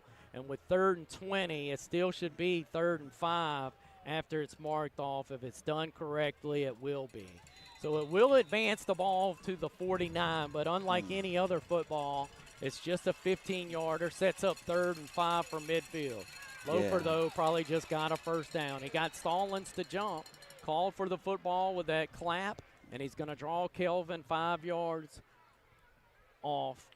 Boy, that was a first down. That was a tough call there, Clay. I thought he got there in perfect time, but I think, you know, from if you're Coach Hayden and his staff, you're telling the kid do exactly what you did. Don't do anything any different. Just didn't go his way that time. Yeah, but then you can't jump after the fact. I mean, you had them 3rd and 20. The pass interference is one thing, but then to give them the first down by jumping on 3rd and 5. So we helped them there. Back-to-back penalties to take a 3rd and 20 and turn it into a 1st and 10. Ball now at the 44 of the Tide. Loper under pressure. We're going to fling it, just flick his wrist down to the 5, but it's caught by Hathorn. Jamari Hathorn going to pick it off, and now watch this return. 15-20, he can really walk it. 40-yard line, near sideline. Look at him dance up to the 40 of Pascagoula. So a 60-yard return after the pick by Hathorn. We talked about Loper's arm strength there, Rick, he was under duress. He just flicked his wrist, and you see it sailing down to the 5, right where Jamari Hathorn was in great coverage. Picks it off, returns it to the 40 of Pascagoula. Yeah, and I think you credit the pressure there again. Coach Hayden dials up the same blitz again. Kirkland is applying pressure there, and Loper throws an ill-advised pass, and boy, here's Hawthorne with makes a great play on offense to put a touchdown in, and now comes back with an interception in the end zone. No chance he was going to nil it. Takes it out 60 yards. Yeah, there is no chance he was nailing that football or falling back into the end zone. What a play there by Jamari Hathorn. Had the big pick against Gulfport to seal it. He's got 2 of those on the year. Fine play by Jamari. Here's Zay Dennis. Can he find the edge over the right side? He cannot. A really good tackle made on that right end position. Yeah, and that's the first stop, Clay, of Pascagoula's offense in the first half here. They've scored each of the 3 times they've had it, and we needed that one to turn things around here and get that momentum back. You know, when you get the ball to start the game, you lose a possession, you're kind of behind the hole. Now we got a chance to get back to being on top here. Yep, and it's been the turnovers. We highlighted in our tail of the tape in our pregame, and it's played out here. Here's Hathorn from the wing going from right to left, and he will move it from the 39 down to the 20. A 19-yard gain there by Jordan Hathorn. Hathorn's had good success on that play. Run it twice, and it picked up chunk yardages both times for Jordan Hathorn. Tide cooking here. On top, 21-20, 6:35 before our Animal Health Clinic halftime show. Hathorn really good with that pigskin in his belly. Jordan Hathorn, he's at the slot receiver spot on this setup. Here's a run by Dennis. Can he bounce it outside? He's trying to, but he's drugged down at the 15-yard line. So going to be a gain of 5 there by Dennis. Bring up 2nd and 5 at the 15 of Pascagoula, trying to take that big interception and return from Jamari Hathorn and turn it into points here midway through our second quarter. Yeah, and we talked about the offensive adjustments for the Maroon Tide, Clay. What we've been seeing the last couple plays is 2 wide receivers split out wide. They're going to do that again. So you got to open that box up a little bit when you've got 2 guys split out wide. That was going to be McKinley at the fullback and Dennis at the tailback, but it's blown dead because Pascagoula going to burn a timeout. Just a reminder, the Picayune soccer program going to have a car wash at Bilo Auto Parts. That's next Saturday morning. Trying to drum up some donations for the soccer program. Several of these Tidesmen out on display tonight. Part of that program, a lot of our 9th grade guys on that program. It's a football program as well. Get out and support the soccer program. Next Saturday morning at Bilo Auto Parts, we'll have a car wash from about 8 to noon, I think are the times on that. Rick, a lot to describe here. Tide lead at 21-20. Got their first defensive stop just a moment ago. A beautiful pick by Jamari Hathorn. Yeah, so just textbook coverage there, right where he needed to be. The 11th takeaway for this Maroon Tide defense. Pascagoula's had some trouble there in the turnover department. Of their 7 turnovers, 5 have been by way of INT. So that trend continues for them, but boy, couldn't have came at a better time. What do you look for the Tide? 2nd and 5 from Goula's 15-yard line here after the timeout. I think you got a chance to put it in the air again if you want to do that, but we'll see what the Maroon Tide elect to do here. Well, you called the last touchdown. See if you can go 2 for 2 on the night as Wilkins caught that touchdown after you talked about it. Here's Dennis with a strong run to the left. Didn't have a whole lot of yardage, but got what he could out of it. Really banged down to the 11. That's a good run by Dennis. There were going to be a loss on the play if he tries to break that one out, Rick. Kind of sacrificed himself and went and got the 3 or 4 tough yards. Going to set up a 3rd and 1 for his teammates sacrificed himself and banged it. Yeah, and I like the play design there. You've got the strength to the right side, to that narrow side of the field. You had your wing back and wide receiver there. They run the power to the weak side and was able to get a few yards out of it. McKinley at the fullback, Hathorn at the tailback. Colt Robertson going to call his own number. He was hit hard at the 5, but able to drive forward to the 1.5. Let's call it the 2, but that was a strong run by Colt Robertson, a young man that Lewis Sims called a headhunter in that blocking role. And there he took on that tight mentality. Rick gets it down to the 2 for the tie. Yeah, really, really good strong run there by Colt. Turns it into a 9-yard run there. I thought he got it down to the 1, maybe not a favorable spot for us, but one of those plays, Clay, where we'll see the Maroon Tide, they'll give Colt the latitude there to find if he's got a hole and it's big enough, if they're spread out, depending on what those defensive tackles, how they're lining up, he'll let him call his own number. It was the right call there and a great pickup. Yeah, what a physical run, too. I mean, contact at the 5, but able to bang around, get down. I had him at the 1.5. They're going to spot it more like the 2.5. Good conversation, I think, here from the officials. There was a lot of jawing after the fact. I think they're trying to get that handled without a flag, and I like that. As it's Colt Robertson, he's going to tuck himself under the center of Jacob Nixon and give it to Jamari Hathorn for a 2-yard touchdown run and a late hit. Actually, 2 Panthers finished up Tide's really late. That's poor, and that will be penalized as the Tide going to have a 2-yard touchdown run. Why not? Jamari Hathorn started this drive with a big pick and nice return. He'll cap it off with a 2-yard touchdown run, and there's those pink flags on full display. I think I've seen 4 thrown after the touchdown run. Yeah, and this will likely be enforced on the kickoff return. But I tell you what I love, Clay, in a situation like that, boy, the big physical presence of Mitchell Smith. You know where he's at? He's got his helmet off, and he's already on the sideline. I love to see that. Yeah, that's a good job by him, staying out of the riffraff, so to speak. A lot to sort out. Everybody with those new pink flags got a chance to throw one down in this crew. 21-20 extends out to 27-20 as we await our point after.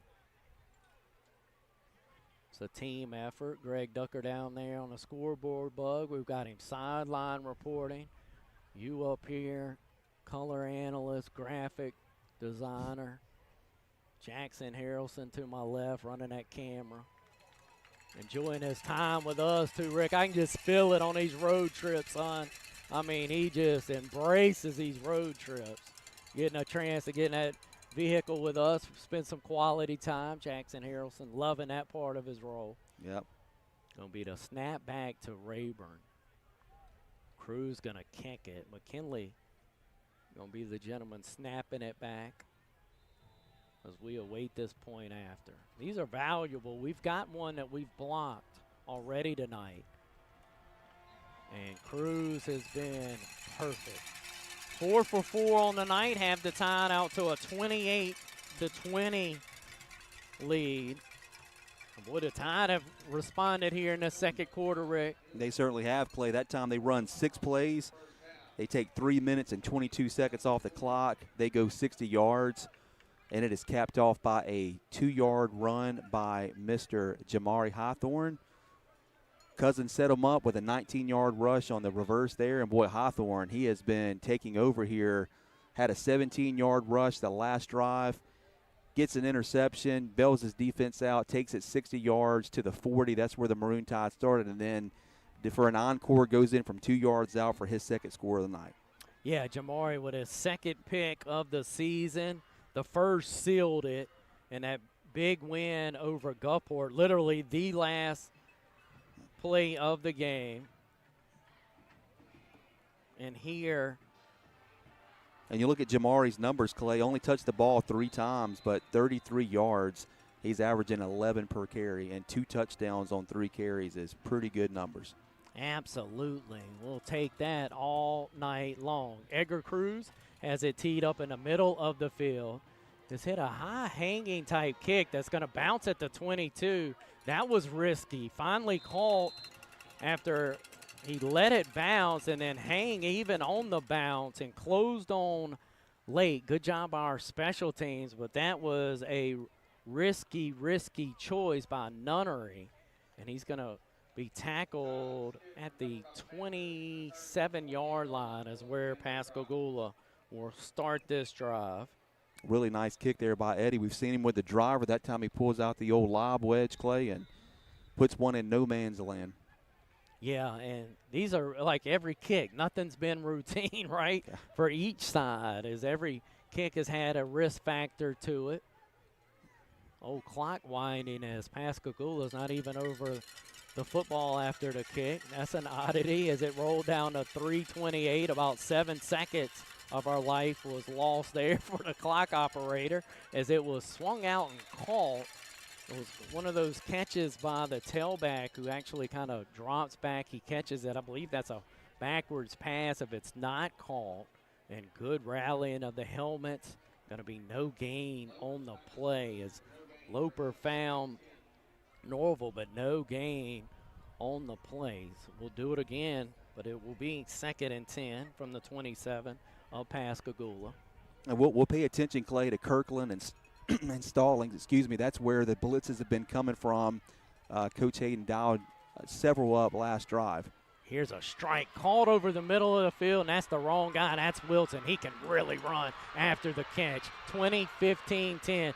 Look at the angles he defeated there with that run. He caught it at the 50, Rick, and we had 3 defensive backs and pretty good pursuit, pretty good angle, and it just did not matter as a 73-yard pitch and catch. And Wilson's done 2 things tonight that will erase any doubts of why Texas A&M came and found him on the banks of the Pascagoula River. Good grief. What a play that was. Pretty simple look to it, but he called it. The run after was pretty spectacular by Wilson. Just his speed to erase some of this lead and get it to 28-27 as the PAT is good. We'll take a 1-minute timeout. We'll try to pay some bills here, Rick, and when we return, we'll get your Diamond Productions drive summary.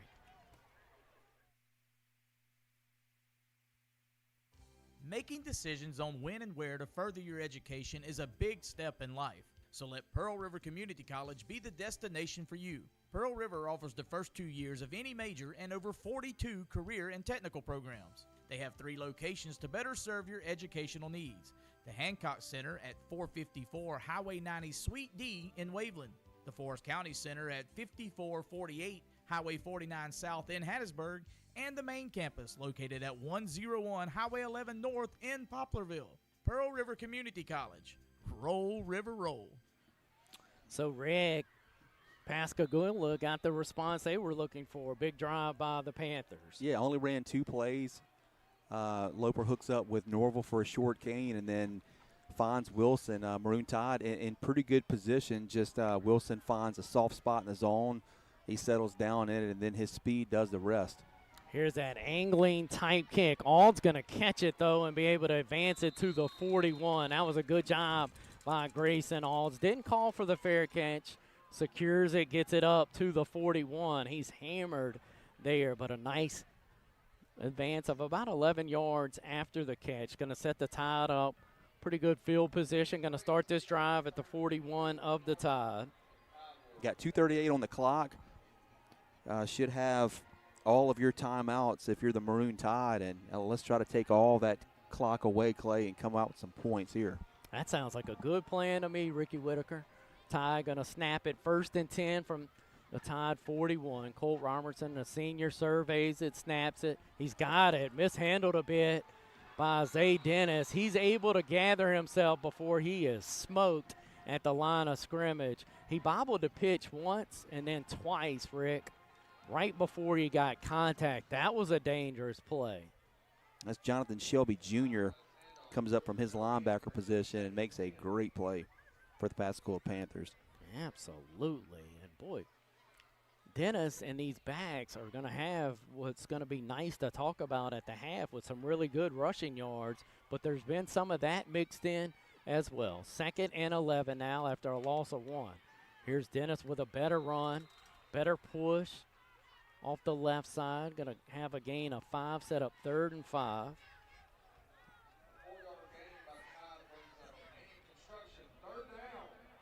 See what the Tide can do here on this 3rd down, because you'd be in a bit of no man's land from Cody's perspective, Coach Steigner, as the ball rests at your 45-yard line.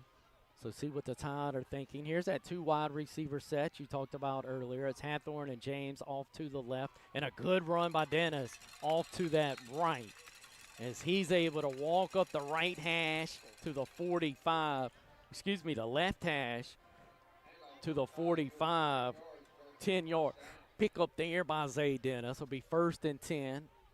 Yeah, it's a really good look. Was one person out of the box, and hey, if you got 8 and it makes you have 7, 7's better than 8, right? Yeah. So makes the numbers a lot better for this Maroon Tide offensive line.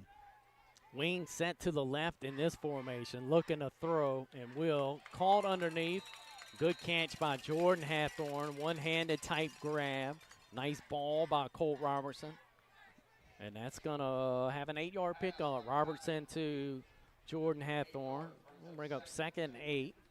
Ball at the, 2nd and 2 after an 8-yard pickup. Ball at the 37 of Pascagoula. 1:05 before the locker room. Animal Health Clinic halftime show.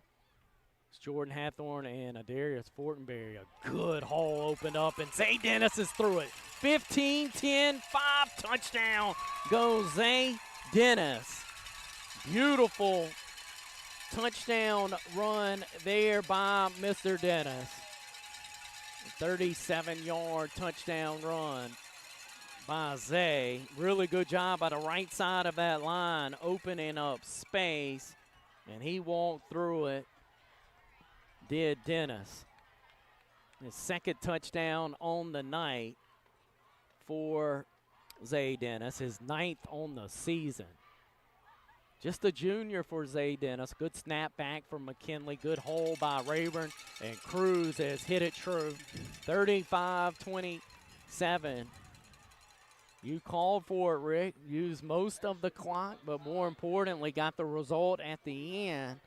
Tide offense has come alive here in this 2nd quarter. Yeah, they have, Clay. Another really good drive there by the Maroon Tide. They go 59 yards. They do it in 5 plays, and it's capped off by a 37-yard touchdown run by Zay Dennis, his 2nd on the night. Looking at Zay's numbers, he's had a heck of a first half despite the good play at times by the Pascagoula defense. 23 touches, 210 yards, 2 touchdowns, 9 yards per carry. Maroon Tide offense, 30 rushes, 282, 4 touchdowns, and they're averaging over 9 yards per carry on the ground. What Picayune's been able to do this year is keep that per carry up in that 8 to 9 yard range. That's what we want to see.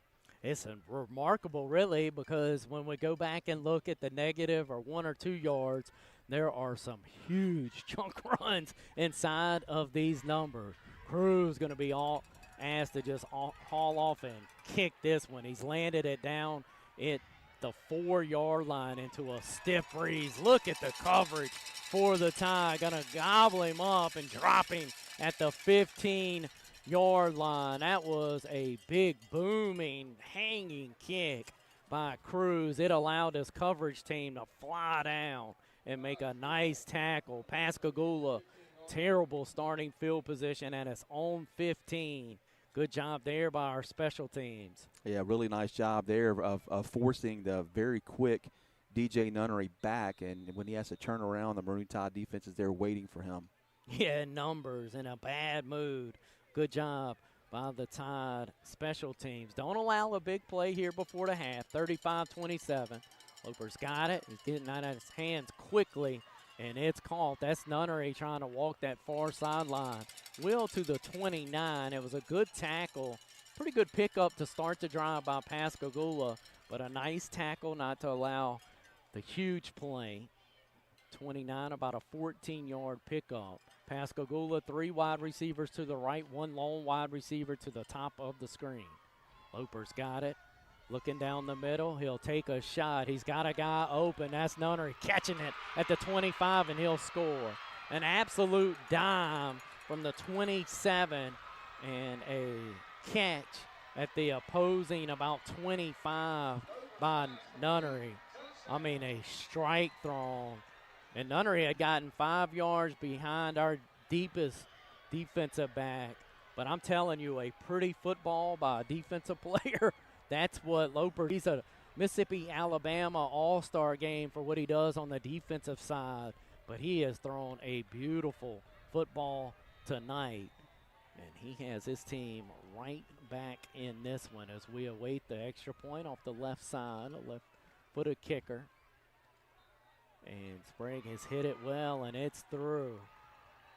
And Clay, if my math's correct, that's back-to-back 73-yard touchdown passes from Loper. Caught up with Tylen Wilson on the last one, and that time hooks up with Nunnery. Throws a beautiful strike, but, man, you cannot, with 30 seconds left, let the receiver get behind you there.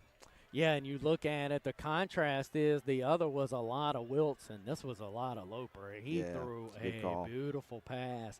Reminds you a bit of watching David Gerard. He's not going to remember or know who that is. These young people, maybe some of our older listeners will remember him. He threw a really pretty spiral, and it comes out of the hand.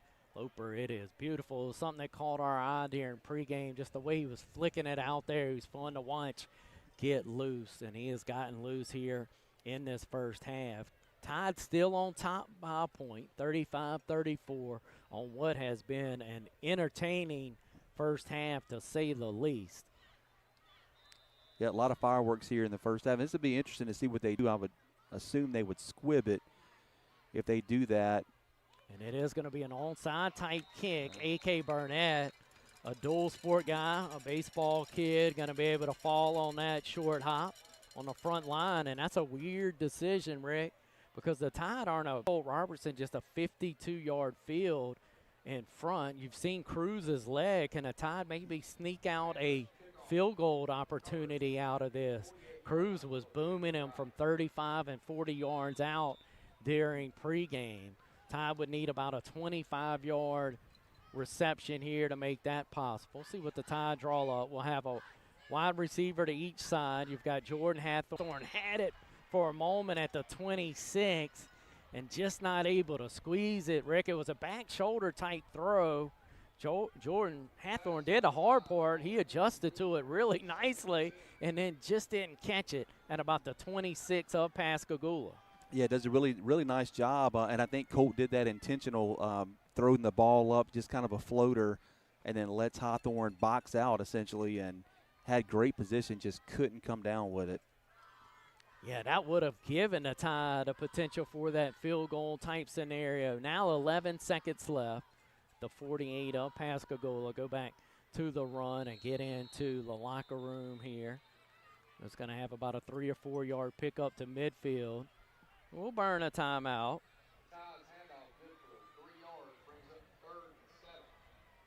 Tide going to burn a timeout, so maybe take a shot.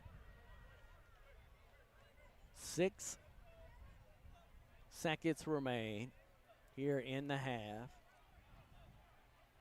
Tide on top, 35-34. Been a classic here tonight in a classic setting at War Memorial Stadium. Pascagoula on a beautiful night, Rick. This is the best filling night we've had all football season by a long shot. Not even close in that regard. This night's blowing out all the other nights weather-wise. Yep, seeing some sweatshirts out tonight. Almost wishing I would have thrown mine in the old bag. But I normally forget 2 or 3 things, and if I had to forget something on a night like tonight, that's okay that I forgot that. Darius Fortenberry going to be the wide receiver to the bottom of the screen out of the timeout. It's going to be a pitch to Jamari Hathorn, a double-type pass. He'll let it go to Fortenberry. A nice spiral by him, but it will fall incomplete at the 9. the toss out to Hathorn, trying to draw the defense in and then letting Hathorn throw it after the fact, and it's incomplete. Yeah, not a bad idea. You maybe get a chance for a pass interference, but a weird thing there with the clock, Clay. It almost froze at 6.7, and then they started to run it again. I don't know if there should even be any time left. If not, I think that 4.8 is in Picayune's favor. Well, it's weird because we saw the clock run a moment ago in between a touchdown, and then when the teams went in to have the kickoff after the fact, the clock wasted away 7 or 8 seconds during that time period. So just a weird scenario here, and here's another timeout on the field. You've got 4.8 showing on the clock. The ball's on the 49 of Pascagoula. It is 4th down, Rick, so you don't want anything, ridiculous to happen here too quick.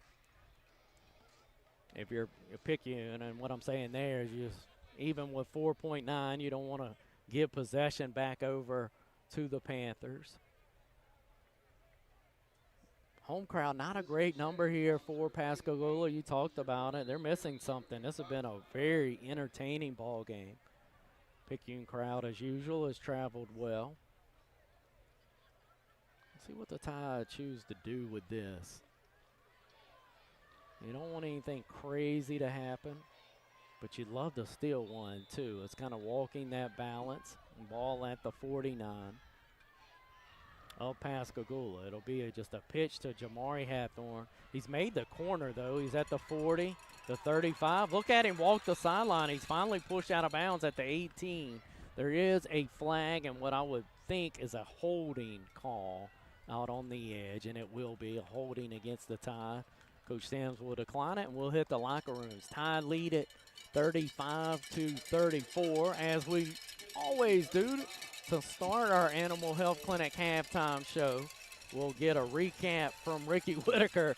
And Rick, it's the second time I've turned it over to you and just going to kind of sit back. It's reminiscent of the Ocean Springs game where I was able to sit back and kind of let you tell me what we talked about here in this first half. And that's a lot of action. You've got the paperwork to prove it. Let's go. Take a deep breath, and here we go, folks. So Picayune's open and drive. They punt the football away. Pascagoula gets points on their first drive with a 2-yard touchdown run by Mr. Loper. That makes it 7-0 Pascagoula.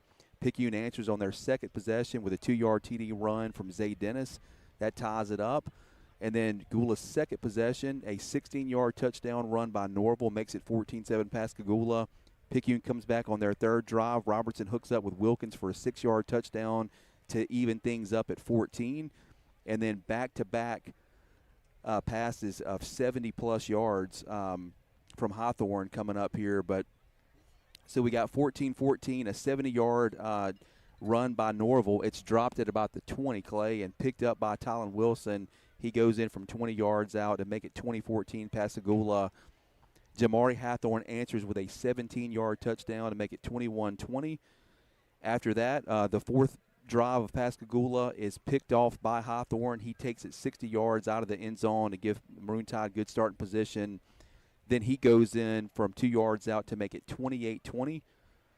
Tylen Wilson comes back with a 73-yard touchdown catch from Loper to make it 28-27 Picayune. And then Picayune answers Zay Dennis with a 37-yard touchdown run to make it 35-27. And then Nunnery catches one from 73 yards from Loper to make it 35-34.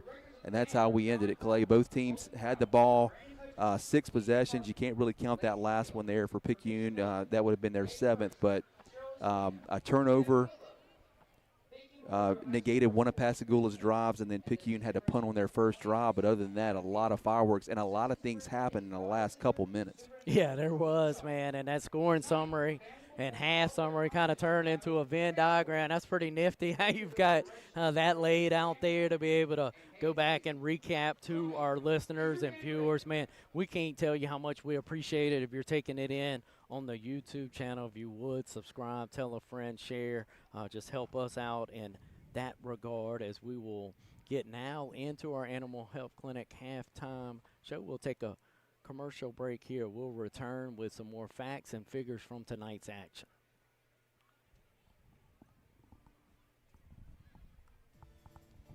Friday night lights, hometown pride, and neighbors you can count on. That's what makes our community special. And that's exactly what you'll find at FNB Picayune Bank, your hometown bank. With 4 convenient branches in Picayune, you'll always see the same friendly faces ready to help, whether it's everyday checking or big life goals. Visit fnbop.com or stop by today, where banking feels like home.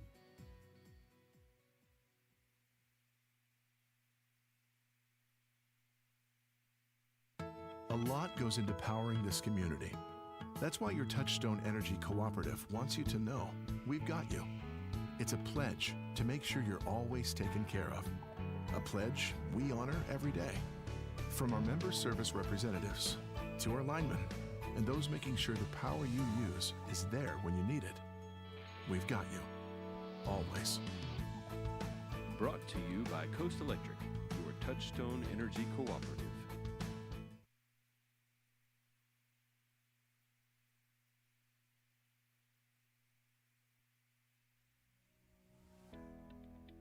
Since 2017, Cruz Law Firm has proudly served the people of South Mississippi with dedication, skill, and results. Whether you are facing a complex legal battle or simply need trusted guidance, our team will work tirelessly to deliver the outcome you deserve.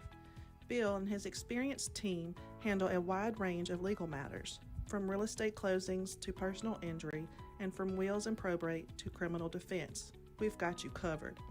When life gets complicated, we're here to simplify the process and fight for you. With 2 convenient locations in Pearl River County, Cruz Law Firm is ready to stand by your side. Call 769-242-2500 to schedule a consultation for your specific need. That's 769-242-2500, because your future is worth fighting for.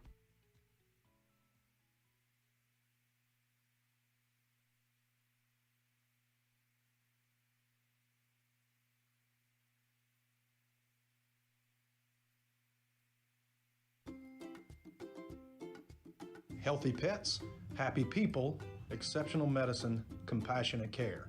That's our motto at the Animal Health Clinic in Picayune. Located at 500 Kelly Road, we are equipped with the latest veterinary technology and provide a full menu of animal health services, including after-hours emergencies. Dr. Alan Smith invites you to join our clinic family by checking out our website at ahcpicayune.com or calling us at 601-799-1300. Welcome into the Animal Health Clinic Picayune Maroon Tide halftime show. We have got a wild one here, guys, brewing at War Memorial Field here in Pascagoula, Mississippi. Fall is in the air. District play is now in session, and that is combined for a heck of a game here. Maroon Tide eking out a 35-34 lead here at the half. A lot of offense from both sides in this game, but Maroon Tide holding on here in a high-scoring affair here in the first half. So we appreciate you joining us and being here tonight as we kind of look at the first half. And Clay Sweet's going to join me here for this first segment. But Clay, I guess just you've been on the call here, so just your thoughts of what you've seen. I think it's kind of what we expected it to be, a really good game, right? Yeah, you look at it, Rick, that first drive for Pascagoula, defensively, three and out, Picayune unable to move the football, and some of that type of offensive play in the first quarter. But, boy, the second quarter, Picayune's offense has just come alive, man, and defense trying to do its part to help as well. Jamari Hathorn had that big pick. You look at it as we sit with that skinny 1-point lead. How big is that interception made at about the 4-yard line? His big return and then able to turn that into points. But, man, been a super entertaining ball game. Been one that, as we always are grateful to be on the call. This one's been fun to talk about. You've seen the playmakers show up. Talon Wilson, a kid who we've talked about both seasons in coverage since he's kind of come on the scene, both his junior and senior years. A kid that's committed to Texas A&M. He's shown why his pickup of a fumble at about the 17 did not even break stride on a ball that didn't just hop back up to him, Rick. I mean, he scooped that ball up, and it never looked like he stopped a 4.4 type speed to gather it. And then his catch and the run after the catch were three really fast. Like, Jamari Hathorne's a track guy type speed. Fortenberry is track type speed. And I love our guys, but they look like they were stuck in something chasing him. I mean, this dude was all kinds of moving. And so Tide with some good play calls. You think about Wilkins with the touchdown catch, left the tight end into the end zone. And you think about back to Colt Robertson, a good quarterback sneak by him. Zay Dennis knocking on, 250 or something like that. We'll get to his numbers again at some point in this half, but he's had a huge first half. Rick, I've got some scores from you across the way on the Coast football. We certainly appreciate what Matt Stats has done for the Talking Ball Y'all podcast away since the beginning of our start. He's been able to really help us and get us out there. We're using him for our scores tonight. The Coast Football Twitter feed, Matt Stats, is an incredible friend and a good job of keeping us up to date on what's going on.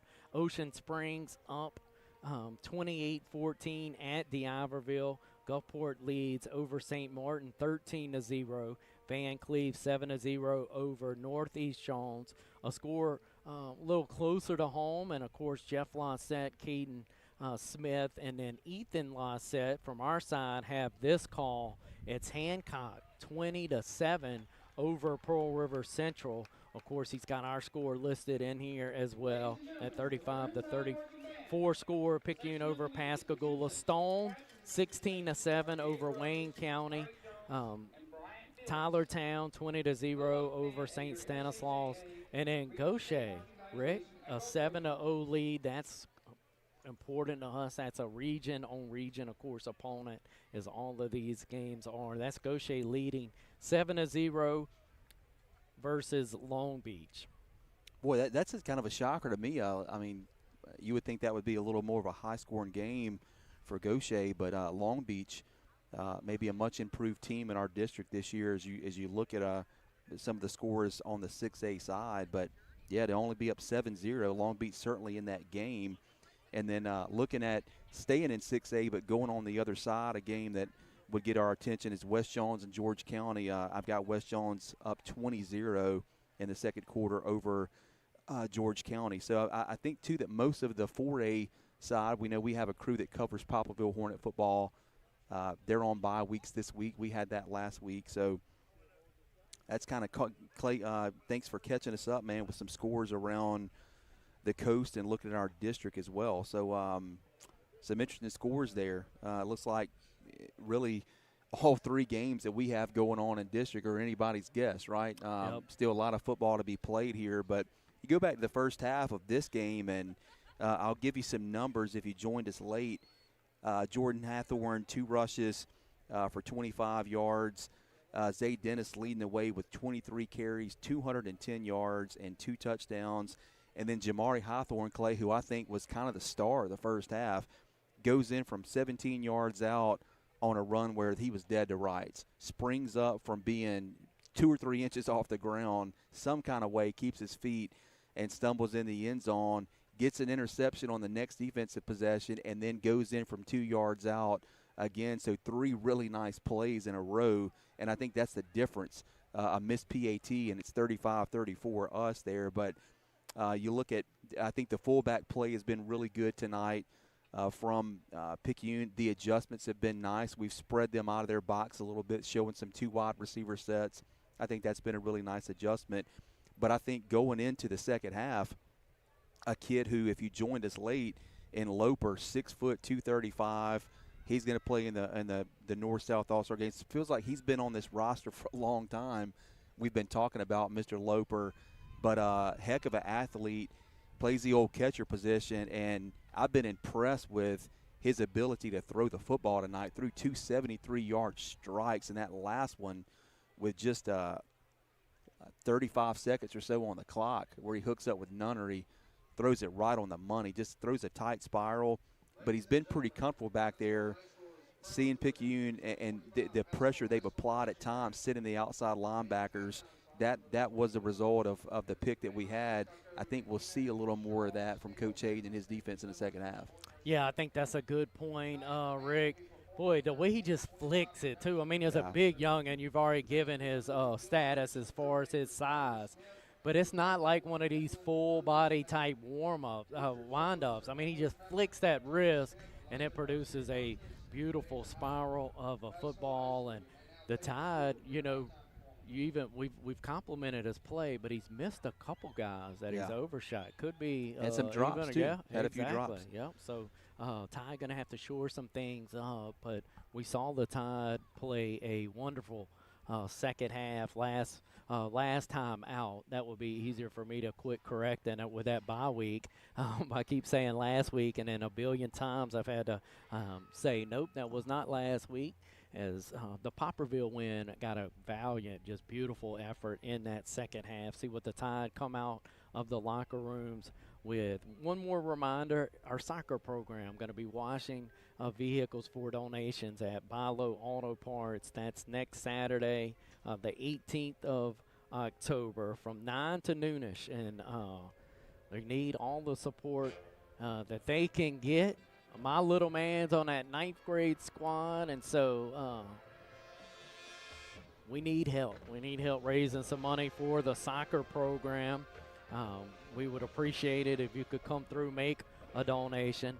The baseball program doing a neat fundraiser as well. We're going to have a golf tournament. What I'm going to do for that golf tournament, I'm going to stop by and record a spot with Timmy Kraft. So next week during our homecoming broadcast, Timmy doesn't know it yet, but I'm going to have about a 5 to 7 minute halftime type interview with Timmy Kraft, because that's going to be a cool event. It's going to be out in Millbrook. I want to say it's the first weekend in November, but I'm going to let him pre-record something with me or come up to the booth and join us, and we're going to talk about that event. Because I'm going to tell you, like, being a parent of these youngins, and Rick, you can understand this, it takes a lot, right? And so they can see us coming. We're asking for donations, but it's going to a good cause. It's going for a simple Subway sandwich before a 3-hour road trip. It's going to sleeves on a night like tonight. It's going to some of the best causes I can think of, and that's our youngins in our community. So I hope that y'all would help us and getting behind these programs. They certainly need the help. And Rick, I'm going to let you get back over and steer through at halftime, man. This is cool to be able to kind of sit back and let you lead us where we're going to go. Yeah, man, it's been good and a good cause and something good to support there for the local soccer team. And we're going to take another break here. You see Colt Robertson, if you're taking us in on the live stream, he is warming up. He's had a really good half as well, 2 of 3, 14 yards, hooked up with Mr. Ontario Wilkins for a 6-yard touchdown. We'll need more Colt here in the second half. We're about 4 minutes and change away from the start of our second half. We'll take another timeout, and we'll be back in just a minute. Healthy pets, happy people, exceptional medicine, compassionate care. That's our motto at the Animal Health Clinic in Picayune. Located at 500 Kelly Road, we are equipped with the latest veterinary technology and provide a full menu of animal health services, including after-hours emergencies. Dr. Alan Smith invites you to join our clinic family by checking out our website at ahcpicayune.com or calling us at 601-799-1300.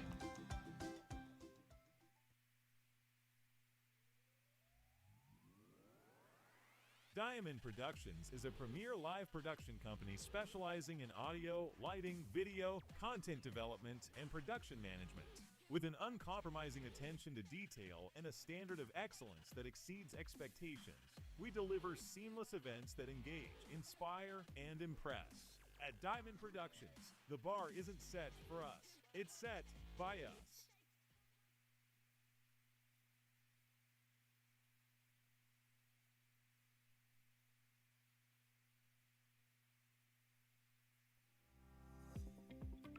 Protecting your personal belongings is a basic human instinct. You've worked hard for what you have.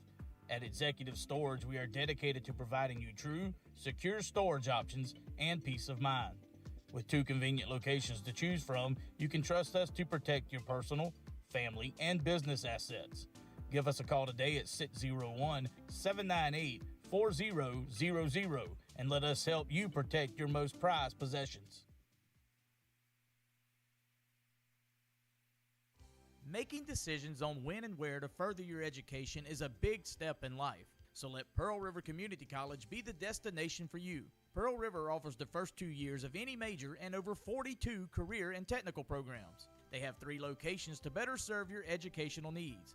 The Hancock Center at 454 Highway 90 Suite D in Waveland, the Forest County Center at 5448 Highway 49 South in Hattiesburg, and the main campus located at 101 Highway 11 North in Poplarville. Pearl River Community College. Roll, River, roll. Hello, football fans. Devin Smith here with Remax Premier Group in Picayune. It's August, and that means one thing. It's football season. Our area schools have worked so hard to give us all something to be excited about. I take great pride in my football roots in Pearl River County, and I'm honored to serve our people. I look forward to helping residents, both old and new, make Pearl River County their home. I would love to help you with any and all of your real estate needs. You can contact me at our office, 601-798-3399 or 601-347-2641, or you can catch me in the stands cheering on my favorite players under those Friday night lights.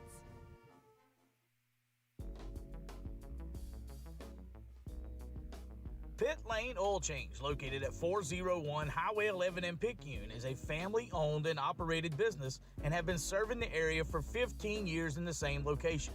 They are a full-service oil change shop, servicing cars, trucks, and even servicing diesel trucks. Pit Lane is a Carfax top-rated service center. They offer new oil filter, air filter inspection, wiper blade inspection, power steering fluid top-off, check transmission fluid, coolant antifreeze top-off, and so much more. Their new hours are Monday through Friday, 7 a.m. to 5 p.m., and closed on Saturdays. Stop by Pit Lane Oil Change today and let them be your personal pit crew. Rev up your ride with Topper World Truck Accessories, your one-stop shop in Gulfport and Slidell. Come in and talk to our experts on truck caps, tonneau covers, and spray-in bed liners. Topper World has next-day delivery and is offering a $100 rebate on select fiberglass truck caps. Our trained staff can get your truck ready to pull your boat to your favorite fishing hole or your camper to a dream vacation spot. Get to Topper World in Gulfport or Slidell for all your truck accessory needs, or look us up at topperworld.net. We are back, folks, here. War Memorial Stadium in Pascagoula, Mississippi. Halftime getting ready to be wrapped up here. Maroon Tide leading 35-34 over the homestanding Pascagoula Panthers. District play starting this week. Everything is going to count.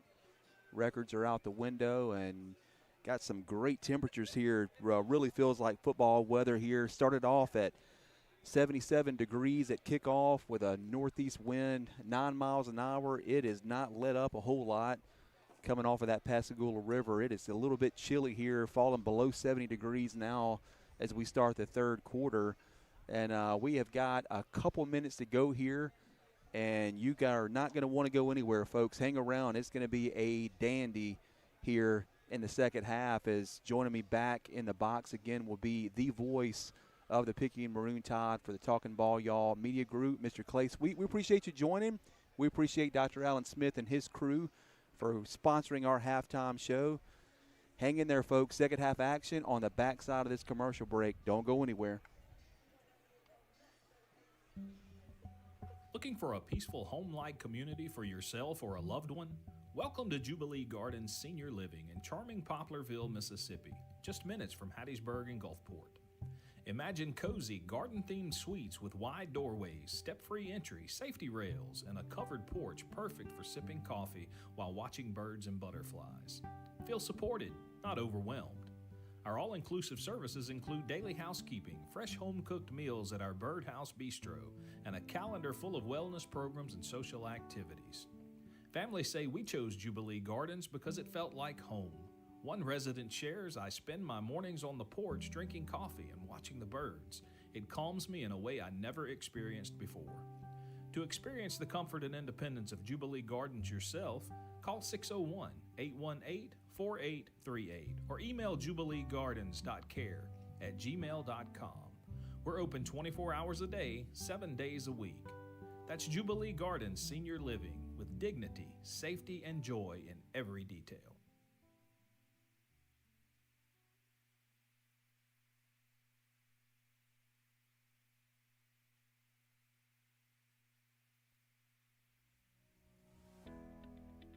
Since 2017, Cruz Law Firm has proudly served the people of South Mississippi with dedication, skill, and results.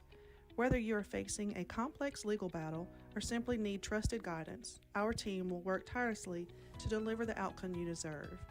Bill and his experienced team handle a wide range of legal matters, from real estate closings to personal injury, and from wills and probate to criminal defense. We've got you covered. When life gets complicated, we're here to simplify the process and fight for you. With 2 convenient locations in Pearl River County, Cruz Law Firm is ready to stand by your side. Call 769-242-2500 to schedule a consultation for your specific need. That's 769-242-2500, because your future is worth fighting for. Back here at War Memorial Stadium, as that will wrap up our Animal Health Clinic halftime show. We always appreciate Ricky Whitaker for steering us through that. Normally have Darren Uzel by his side. We appreciate what he's given to the podcast through the years. Greg Ducker down working the sidelines for us tonight. We certainly appreciate his help. Jackson Harrelson over on the camera tonight, as he's been able to help us with the streaming, the camera work this year. Diamond Productions and what they mean to us. It's a family affair, a group effort, is what it kind of takes to pull off what we've got going this season and this year. And Rick, man, I can't thank you enough, dude, for what you have done for us. Hey, man, it's always a joy to be next to you, man. A lot of stars on the field tonight, and if you don't believe us, just ask legendary Dolphins player Jason Taylor. He's down on the field, and an onside kick starts off from the Maroon Tide. Eddie squibs one, Clay, and I think the Maroon Tide is going to steal one here to start the second half. What a clever move in the locker room, as what the Saints call it when they were able to get one, the ambush call in the Super Bowl, similar to that type of action there by Edgar Cruz. We call him Eddie, about as affectionately as you can. We'll call him Eddie. As a kick like that, you talked about it, Rick, these tight ball games, what a big deal a stolen possession can be. And Tide gonna steal one right out of the locker room, up 35-34, right at midfield is where this possession will start for the Tide after the great special teams play. A run to the left and nothing gained at all. Going to be a loss of a yard. As I believe that was Dennis. And it was Dennis. McKinley was at the fullback. Dennis back at the tail. They're actually going to say a loss of 2, Rick, and bring it back to the 48. So we went from midfield, reversed it to the 48 of the Tide. We'll bring up now 2nd and 12 after the Tide with a brilliant onside kick. Ellett going to have the play run in. He'll be the wide receiver furthest to the left. Here's a pitch to Dennis. He's working out to the right side. He's able to get back to midfield and cross it to the 49 of Pascagoula. But just a gain of 3, Rick. And similar to the start of the ball game, when you look at those first 2 plays that opened the game, these are real similar. Now Tide face a 3rd and 9. Yeah, Maroon Tide with a lot of third downs, and I think this is a big one, Clay, to start the second half. You got the onside kick. You got a chance to extend the lead, make Pascagoula chase you, but you got to do something with it here. Yeah, that's a good call. Ball over on the right hash. Tide will now send Wilkins, the tight end, and Hathorn from left to right and give it back to Hathorn, trying to go now from right to left after they sent him in motion to change his location prior to. There's a flag deep down the field. Junior James was tied up with a defensive back. He was in at the wide receiver place. See who this flag goes against. As James and a defensive back were tied up 30 yards beyond the play. As the play stands now, it's going to be about a pickup of 4.5 yards or so. Boy, those spots are so hard to tell. Let's see what they're going to do with it, Rick. Showing 4th and 3.5. Or are they just going to pick the flag up? Is that what they decided to do with the flag? Yeah, I think they're going to pick it up here. And Junior James, the younger brother of one of our all-time favorite, Christian James. Boy, he could light up a spot with a smile. Love Junior James as well. Going to send Hathorn back behind. I love this play. They put him at the left wing, Rick, and it's a wrinkle really on the power. I mean, you can say it better football terms than I can, but they set him up at the left wing, and it adds an additional blocker because they pitch it wide. They let him get that big, nice angle going to the right, and it will result in a first down to the 37 of Pascagoula. Kind of clean that up for the listeners at home. I think you described it really well, and the first time we've seen it tonight, but he takes the power from the wing-back position, as you said so eloquently. It gives him a head of steam to really be able to see the hole and make the right cut, and right there he makes the right one. Yeah, that was a nice play design, beautiful play call, and it's 1st and 10 for the Tide. Have it to the 37. Just stacked up. Man, they've been good. Like, Rick, I know your numbers are gaudy, and I'm glad that they are for our rushing, but they have been really good on first down. I don't know if they have a tell or, like you said, I think you get frustrated almost with me a bit on some of this. It's the body blows, but they've won on first down tonight. That's another play on first down that's just going to be a gain of 2. Yeah, and I think, too, when you go back and you look at what Poplarville was able to do on first and second down against us, it's a copycat-type league. You've got 5 games that you can watch and figure out what you can do. I think they're trying a little bit of the things they've seen of really trying to keep that outside containment. And here is the test of that containment going off the right side, and a good lead block there by Colt Robertson, and it will be a gain up to the 26. Tall sweep out to the right. That was Dennis continuing to add to these gaudy numbers. There's a flag that comes in late. Colt got out there to lead the way, and he was hit high, Rick, on the block. Let's see what they do with this flag.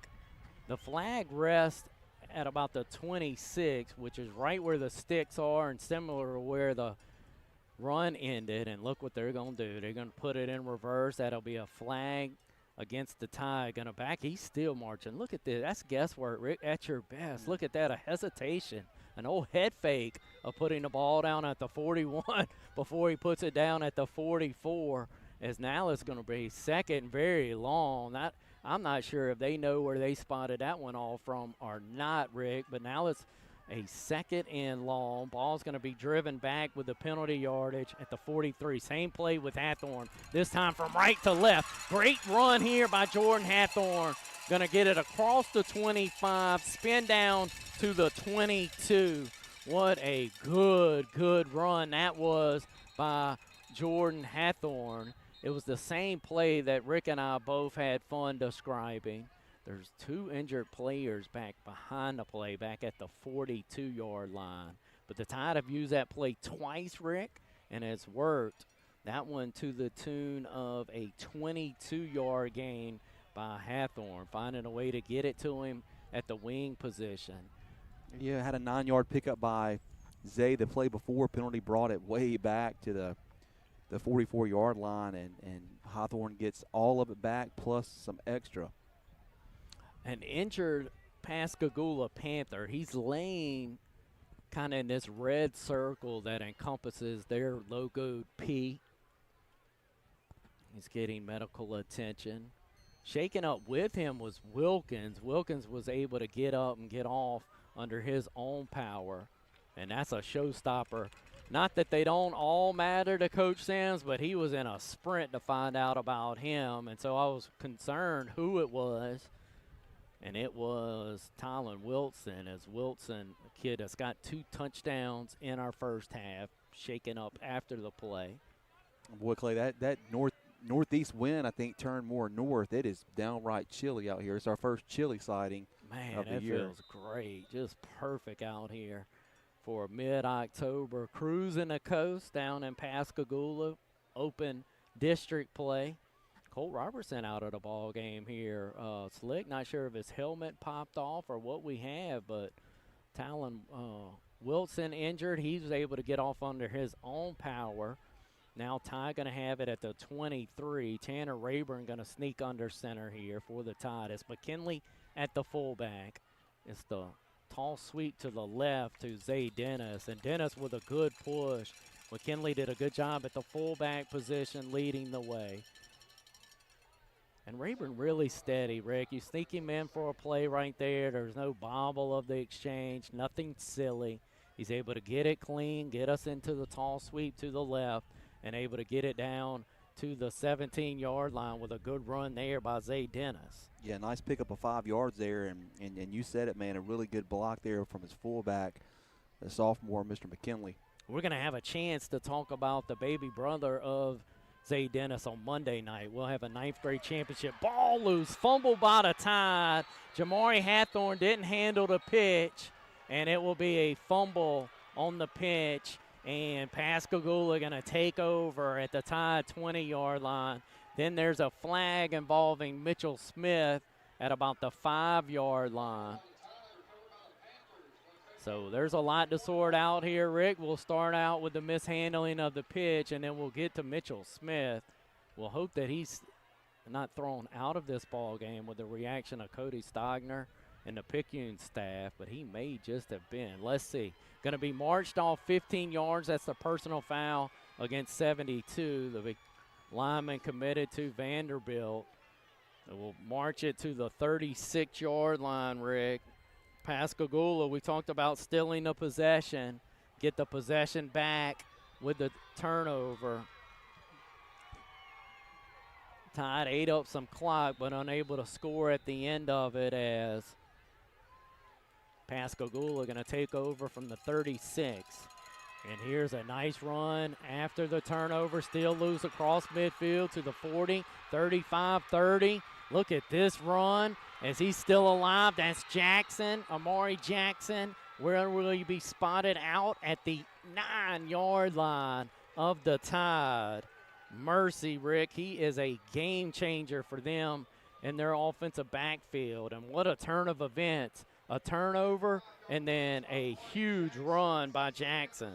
Yeah, and they've had their share of long runs tonight and had some missed tackles there, but credit Jackson. That was just a hard physical run. So first and goal and a pre-snap penalty is going to go against Pascagoula. That'll give the Tide defense a chance to catch their breath, Rick. There was that changeover on the turnover and then a big run, so it'll give the defense a chance to regroup as Bolden's going to check out. Jackson going to check in his stead on the defensive line.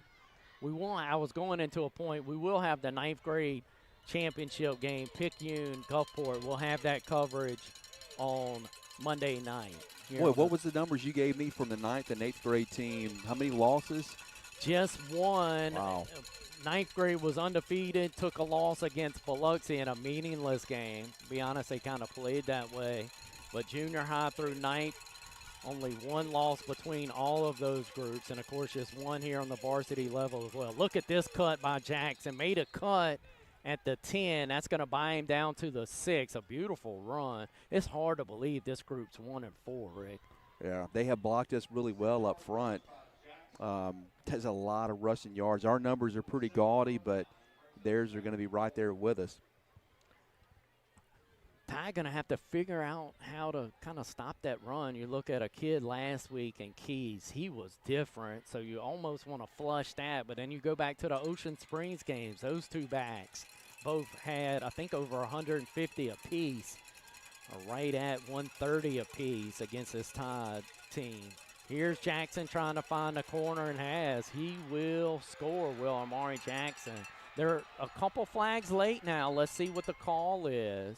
As Agana maybe was held, that's what we can hope for, as Jackson was able to have a 7-yard touchdown run. But you had two Panthers get up off of Colin Agana right where the flag was thrown. Our hopes are that they were holding the sophomore. Yeah, and on that play, Coach Hayden dials up the blitz. Both inside linebackers go. I don't know if they got a hold of one of those men, but Jackson sees it and cuts outside, and it was the right move for him. And there is a hold against Pascagoula. We'll take the points off the board. We'll get a replay of the down, but going to have to do it from further out, as it's going to be 2nd and goal depending on where they spot it. But boy, Jackson, he's elusive. He's got good speed, but he's got really good vision, Rick. He's made a couple cuts here tonight to show off that vision. Yeah, he has. And, you know, we really haven't called a lot of Picayune defenders' names tonight outside of the Hawthorne interception. No, they're exactly right. 2 wides to the right, 1 to the left. It's another give to Jackson. A better job. That's Amari Scott with the tackle. Good job by him being where he needed to be from the linebacker position, and he'll split the stop with Colin Agana. And so good job by Agana and by Amari Scott. So now 3rd and goal, Rick. Get that touchdown taken off the board, and now you're in a favorable spot as it's 3rd and goal from the 14. Loper claps for it but didn't receive it. Now he'll check with his sideline, go tell the lineman to change. And Picayune didn't like what was about to be changed. There'll be a timeout burned here from the Picayune perspective.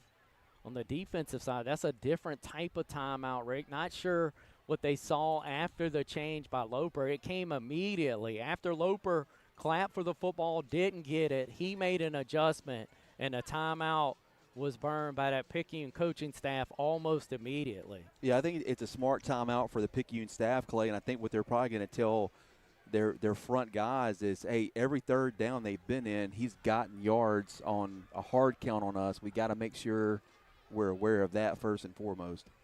Yeah, that's a good point, right? Not to give up that free 5 this time around. Like, hey, can we do 3rd and goal from the 14 without giving them 5 with that type of count? That's a good pickup by you. Sure, that was mentioned in that defensive huddle. Let's see what the Tide choose to do here defensively. 3rd and goal, ball at the 14. Loper's got 2 wide receivers to his left, 1 to the right. He's got Jackson off his left hip. He'll now bring the slot guy from left to right. He's looking over the middle, low throw, and did he secure it at the 3? He did. Nice catch on a low ball. That was a really good catch. They'll put it at the 3. And a 4th and goal now from the 3. I would think Pascagoula goes for it here, as Picayune on top, 35-34. Picayune trying to make a stop. 4th and goal from the 3. You got to watch the hard count again here. Yep, and you've got to watch 7 calling his own number. He's already done that once tonight. Claps for it, doesn't get it. They were going for the offside penalty there, didn't get it. And now there's a flag. Who are they going to say move? Or did the clock expire? Did they let the play clock expire? They did. Wow, what a bad move that was, unless this was the intent the whole time to kick the field goal, and the 5's not going to matter all that much unless you were trying to gain half the yardage. But either way, Pascagoula going to switch their choice. They will now go for the field goal attempt. Yeah, interesting move here by Coach Sims, content with going for 3 here. 25-yard attempt off the foot of Sprague. He has kept it on our side as he kept it tucked in tight on the near side, and it's no good. The 25-yard attempt, no good. Coach John Feaster for the Pearl River Central Blue Devils in attendance tonight. Excuse me, no, it's not. That wouldn't make any sense. Look, you look too like I'll see a man that looks so much like him making a track visit over on this side. I thought it was a scouting job. It's got to be a college recruiter built like that. There's not many built like him, but your instant look was like, I know he's not at this game and not his own. I appreciate your facial expression. Gave me a quick course correction. A missed field goal, Tide on top still, 35-34. And once again on first down, Rick, just nothing there. Tide going to lose a couple yards. Going to bring up 2nd and 12. Going to put it back at the 18-yard line.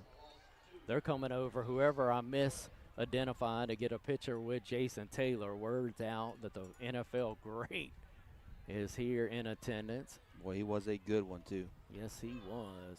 35-34, 4:30 remaining in the third quarter. 2nd and 12 from the 18. Tide get past the 20 over to the 21, as that is Fortenberry, his first couple snaps here at the tailback position. Going to bring up 3rd and 8. Dennis going to check in for Fortenberry at the tailback. Junior James set to come in at the wide receiver spot. But it's 3rd and healthy here, 3rd and at least 8. Boy, I tell you, Clay, you go back to that last possession, Pascagoula really gifted us one there.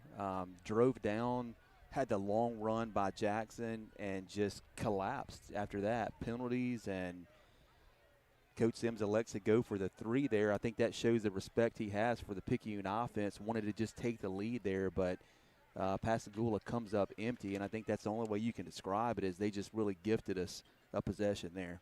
Well, you look at it, Rick scored and then had the holding call that backed them up. Then they moved, and so that certainly didn't help. Nolan Wilson, by the way, has switched to 42. So if you're taking in a stream and you're looking for Nolan Wilson, I'm almost positive, Rick, there's not another youngin we've got built like that.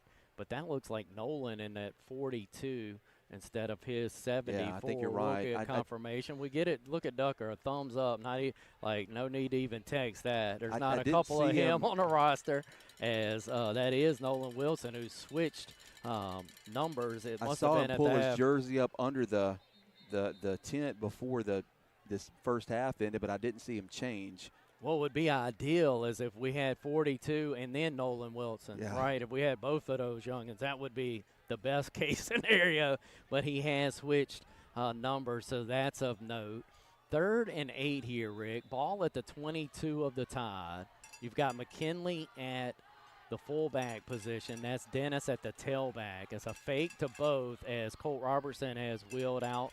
He's looking to throw, and he will release it. It's caught. Great catch by Junior James, coming back to his quarterback and making a great grab at the 34-yard line. There's a flag back behind the play. It's against the Tide. Yeah, what a good job that's going to erase by Junior James, Rick, who did just what you're taught, really work back to your quarterback, flash an open body to him, and it was put on the money. But there is a holding call that's going to back this up. Yeah, I think they're going to get Eddie Cruz on that one for a block in the back. Yeah, and Colt wheeled out that way. That's where Eddie Cruz was definitely engaged in his block. Now it's going to be 3rd and about 17, Rick. They're put it at the 12 after the hold. See what the Tide can come up with. Both teams kind of self-destructing a bit here in the third quarter, neither helping themselves with the penalties. It's going to be a give off the right side, minimal pickup to the 16, going to bring up a punt situation for only the 2nd time tonight for the Tide. Yeah, Maroon Tide just unable to do anything with the opportunity they had from Pascagoula's miscues on offense. It's going to be the first punt from either team on the night. Sorry, the 2nd punt for Picayune.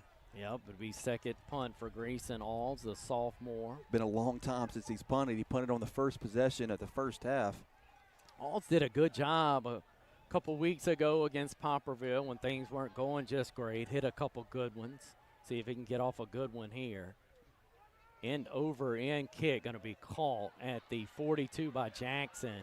He's up to the 32-yard line. Going to be a super short field here. You talk about complimentary football.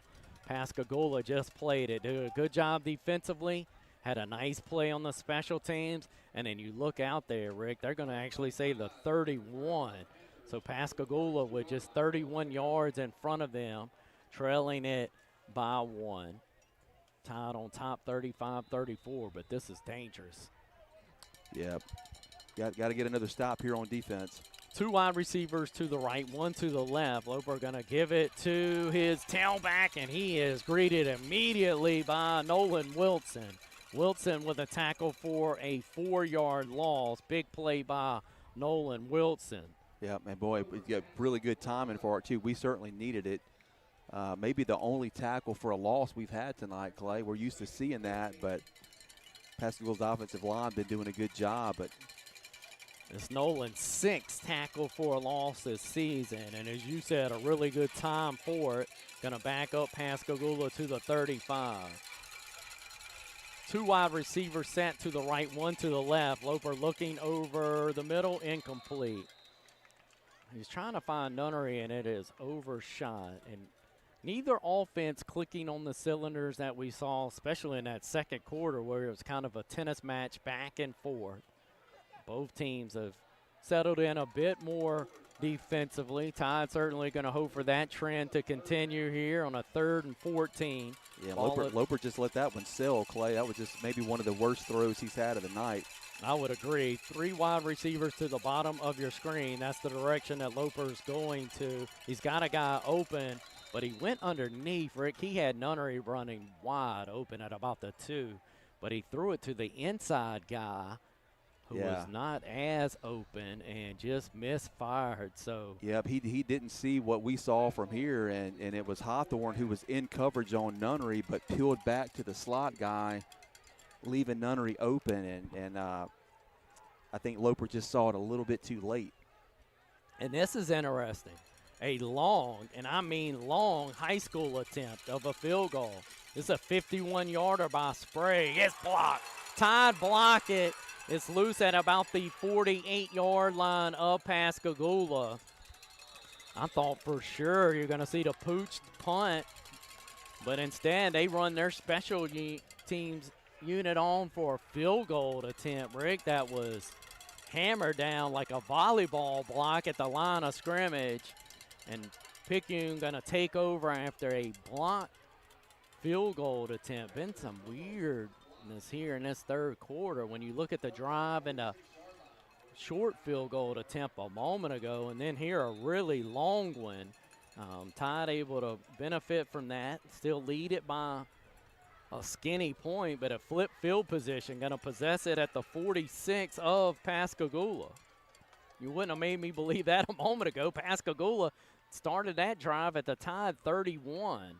So Tide defense stood up and made a good stop and made nice special teams, and now you have the short field. Tide, after this first down run, pick up a 4 off the left side by Dennis, going to be 2nd and 6. Ball at the 40. Rick, just moments ago on a scrum, Gula taking over at the 31 of the Tide to start a drive. Somehow that turned into a 51-yard attempt of a field goal that was blocked. That's about the worst case scenario that Pascagoula could have done, taking over with such a short field. See if the Tide can benefit from it. Here's a gift to McKinley at the fullback position. He'll climb over the 40 to the 39-yard line with a Panther on his back, set up 3rd and 2. Main construction here in the Pascagoula area has got their money's worth out of their third down yes, they have. Sponsorship. The PA announcers had to go to that line several times in this ball game for both sides. Whatever they paid for that sponsorship, they didn't pay enough. Yeah, Nagana only touched it twice at the fullback position. McKinley's only touched it twice. Here's a good run from Dennis, right where it needed to be. He needed 4, went and got about 6. Is Zay Dennis going to be able to move the sticks? Got it inside the 35, down to about the 33. Some exchanging of pleasantries after the fact. Tide, we don't leave an opponent that we don't know really well by the end of it. Like, we're going to get to know each other before the night's over. We've done that tonight as well. Ball at the 34. 1st and 10, probably going to be the final play here of our third quarter. After a absolute shootout in the second quarter, maybe not going to be a point scored here in the third. Is McKinley going to get it at the fullback position? Just dive ahead for a yard and a half. Boys Sports will, just as you think you know you're going to call a shootout in the second half, you're going to get a scoreless third quarter as we'll head to the fourth. Tide on top, 35-34. Come back and join us. Promises to be an exciting fourth quarter. We appreciate you joining Talking Ball, y'all, here with our coverage of Picayune Maroon Tide football.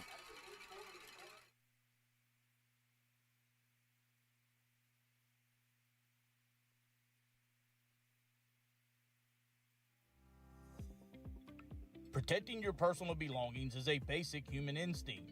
You've worked hard for what you have. At Executive Storage, we are dedicated to providing you true, secure storage options and peace of mind. With 2 convenient locations to choose from, you can trust us to protect your personal, family, and business assets. Give us a call today at 601-798-4000 and let us help you protect your most prized possessions.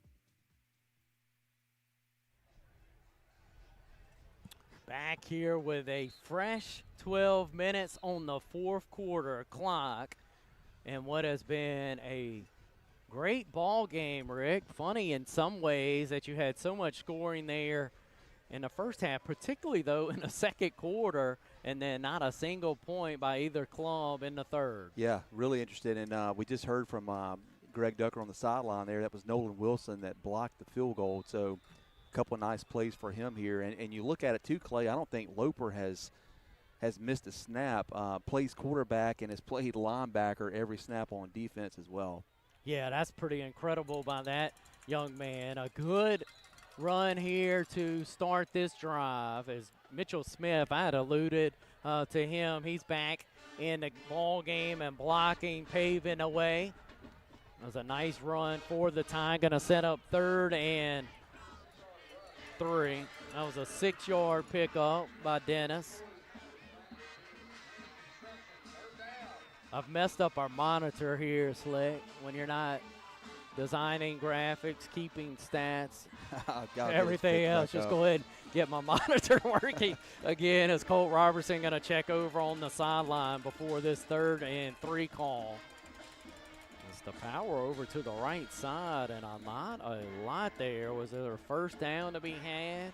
Needed 3. I mean, that's going to be placed right at the sticks, Rick. Needed to probably get across the 25-yard line and did. Move those chains. Yep, it will be first down. It was tucked inside the 25. That's what it needed to be for a first down. So Tide doing a good job getting a fresh set of downs here. Play going to be run in by Grant Hodges. He'll be the long wide receiver. Nope, they'll split Jordan Hathorn out as well. Both wide receivers tucked in the short side of the field over on the right. It'll be a give to the right, and that's Dennis. Drop for a loss will be Zay Dennis. Those defensive backs, especially Wilson. Wilson's been more physical, Rick, than I remember him being in our other affairs. He's going to end up with a bunch of tackles, Will 3, Talon Wilson, along with his 2 touchdowns in the opening half. Yeah, Wilson has been playing very tight in the line of scrimmage, and that's the thing. You've got either him or the other really good standout guy in their secondary that we've already talked about in Tamario Johnson. They're covering that long wide receiver that's out there, so it's a pretty good guy with one-on-one coverage. Yeah, blanketed type coverage. Here's Fortenberry trying to make the corner. He just is tackled. That's a late tackle over near the track. They're going to keep the pink hankies in. Fortenberry was angling to try to get the corner, never really could. He will pick up a few, but it's going to be 3rd and 3.5. He was run out of bounds got contacted over by the track, but they held on to the penalty flag. Ball's at the 17, Ricky Whitaker. It's third. Let's call it a long 2. Yes, our first sighting of Fortenberry at the tailback position kind of closed out for us. It had us at Poplarville last week. Good push ahead here by Colt Robertson. Needed, we said 2. He looked to get it from our vantage point on the keeper, and I think he will have it, depending on the spot. If they will spot it, and they finally have. No, Rick, they're going to say 4th and half a yard here. So 4th and a half yard. PA announcer giving it the old homer go there. A 4th and 2 out of him. About a half yard here needed for the Tide. Grant Hodges is going to be the wide receiver in. Coach Steigner not happy with something. I think it's personnel here, Rick. I'm not sure he had the 11 Tidesmen that he wanted out on the turf. We'll see if it's the same 11. He's pretty animated after this timeout. Don't forget to tune in to our Talking Ball Y'all post-game podcast. That's Jeremy Shesby and Greg Ducker's show this season. We appreciate what they've given in that regard. Pascagoula band led across the way. Picayune band matching that energy here. Just a phenomenal Friday night in South Mississippi. Great feel. Temperature just how you want it. And what a doozy, 35-34, Ricky Whitaker.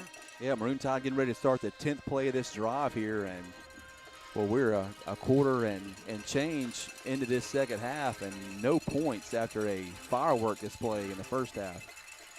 Yeah, who thunk it, right? Yeah. Big play, 4th, and need to get half a yard to the Tide. They'll rush to the line, will the Tide. Haven't seen this before. Going to rush to the line. Didn't catch Pascagoula sleeping, though, and didn't get it. Didn't even cross the 15.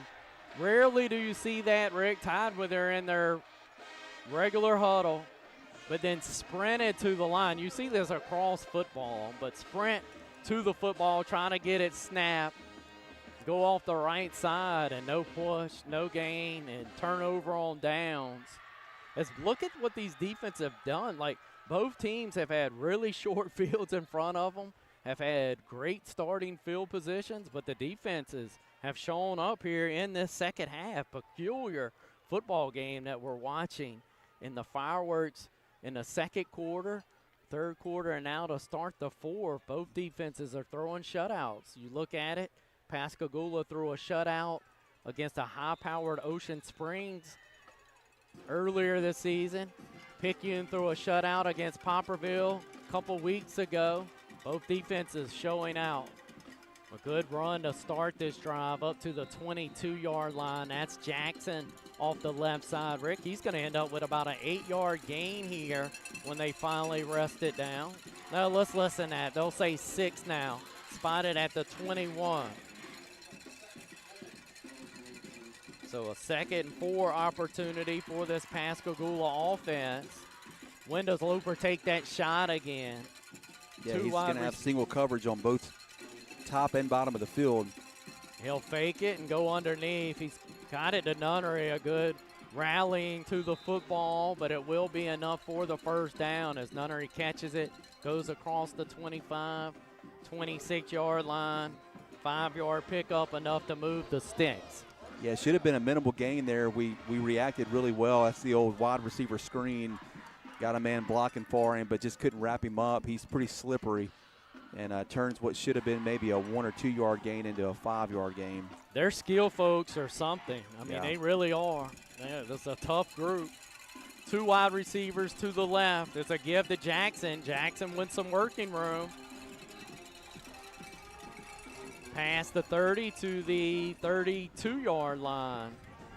Jackson's the difference, though, right, Rick? I mean, that running element, when you've got some guys who can really play out wide, you have to respect him as he goes for 7 yards once again.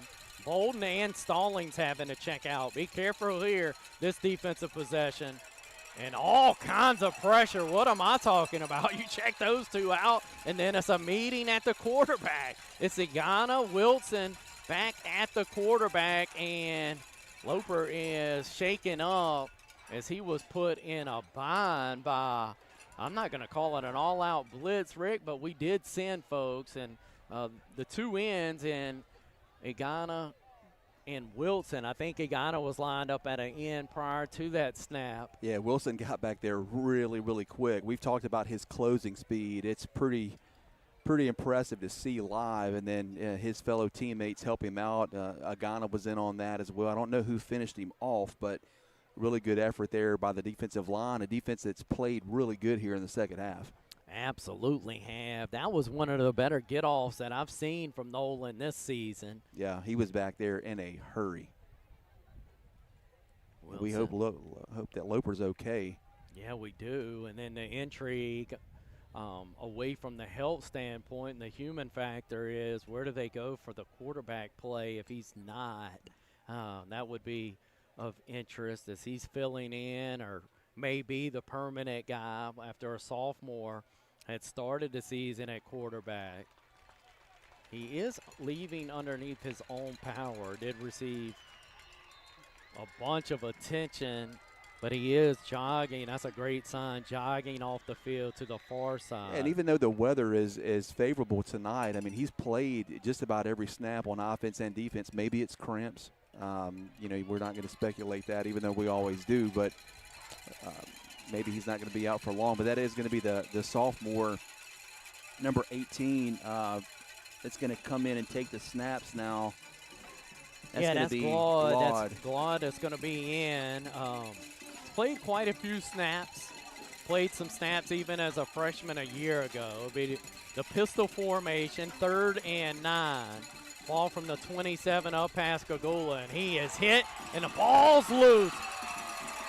Wilson's going to get credited with the sack and the forced fumble, as that was Kirkland able to go find the football. Great job there by Nolan Wilson. Pressure, dislodging, and Kirkland able to fall on it. Nolan Wilson has taken over this game on defense here in the second half, and we talked about it, and we're seeing it. Coach Hayden dialing up blitzes. Anytime you see Kirkland in the backfield, he's coming from his outside linebacker spot. Both guys there, and Wilson with a tremendous couple of series here in the second half. Nolan Wilson, a strong Alabama commit from all that I know, but Jason Taylor standing about the 2-yard line. An incredible defensive end in his day for the Miami Dolphins, now on the defensive line staff for the U.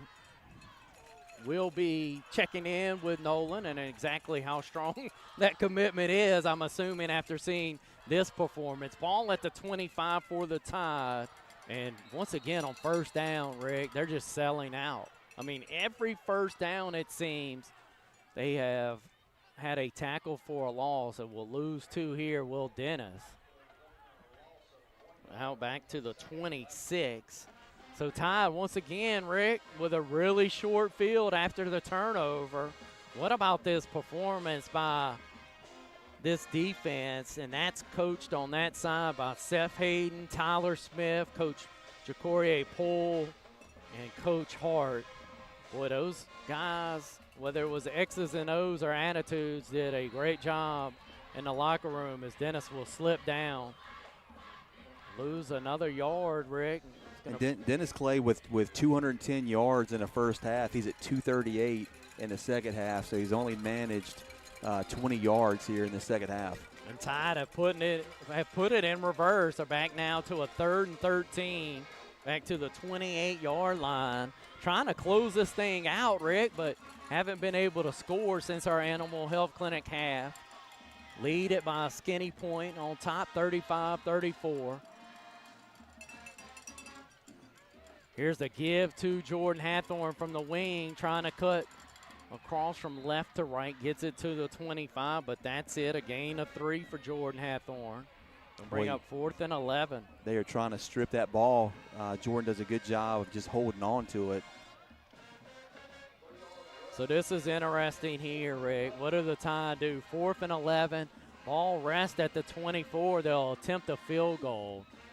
Rayburn going to hold it down at the 31. This is going to be a 41-yard attempt for Eddie Cruz. Snapback's low. Rayburn got it on the foot of Cruz somehow. What a hold there by Rayburn. And look at Cruz. He has hit it well and through.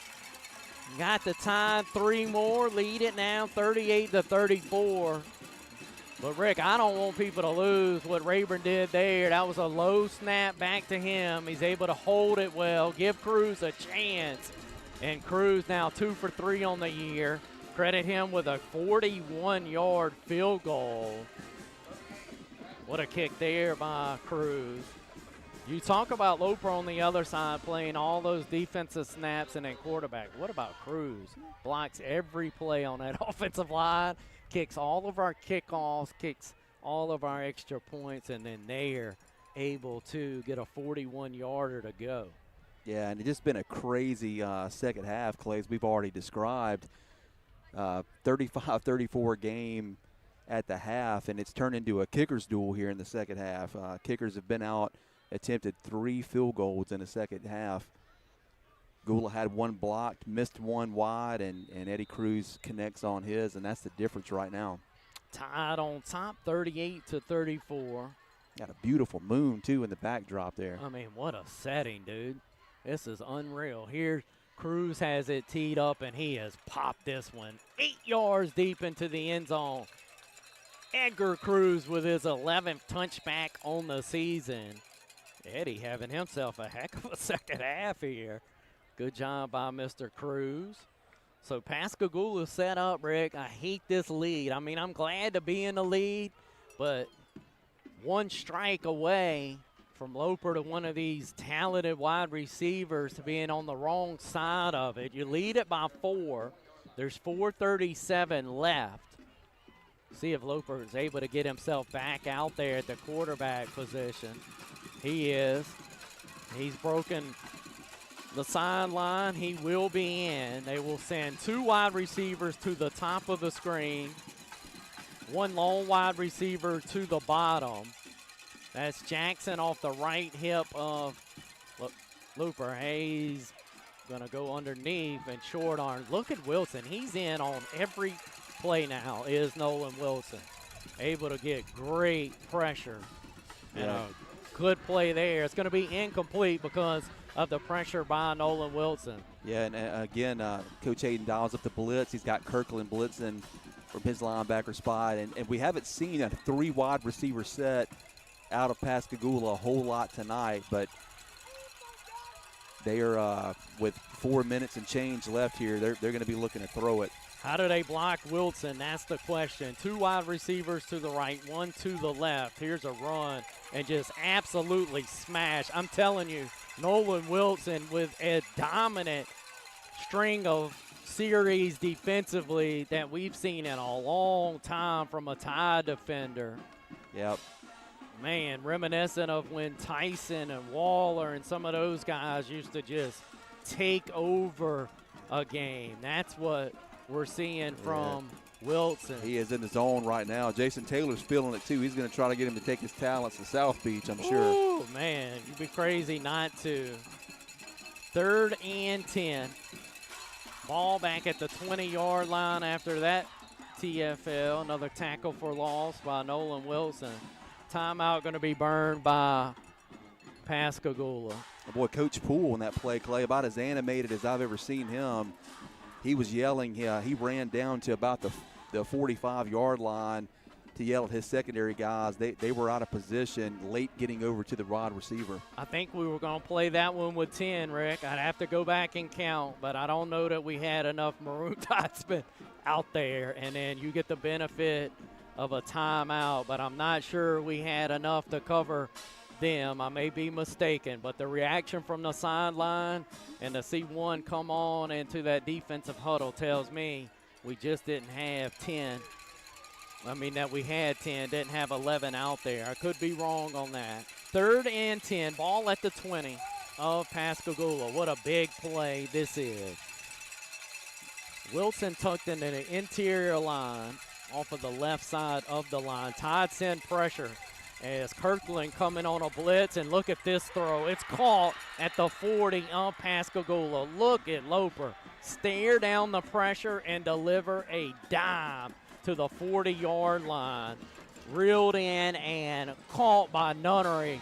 But, Rick, there's not a high school throw across the state that's going to be better than that one. No, it was a beautiful throw, and he had time. That time his offensive line did a nice job of keeping everyone out and giving him time to throw, and the wide receiver breaks across the middle of the field on a post route. Here's a running play off the left side and a nice pickup up to the 31-yard line. Boy, that's what you didn't want to see, Clay. I was almost excited here with the clock ticking down, and I said, man, maybe this is going to take their running game away. They're going to be throwing it, but now you get that big play, and you've got plenty of time. You can go back to the ground game. Yep, and that was Norval with a nice pickup initially, but the flag is going to be against Pascagoula. There was a flag late laying out at the 38-yard line. Look, this is going to back it up to almost the midfield stripe. It's going to be at the 49 of the Tide, set up first and very long, maybe to help that the Tide defense needed after giving up that long pass play. Yeah, we've been on the receiving end of that a lot, and tonight, boy, Pascagoula, especially in the second half, has just been plagued by penalties. Empty backfield, and Agana got there. He was joined by AK, but Agana was the first man there.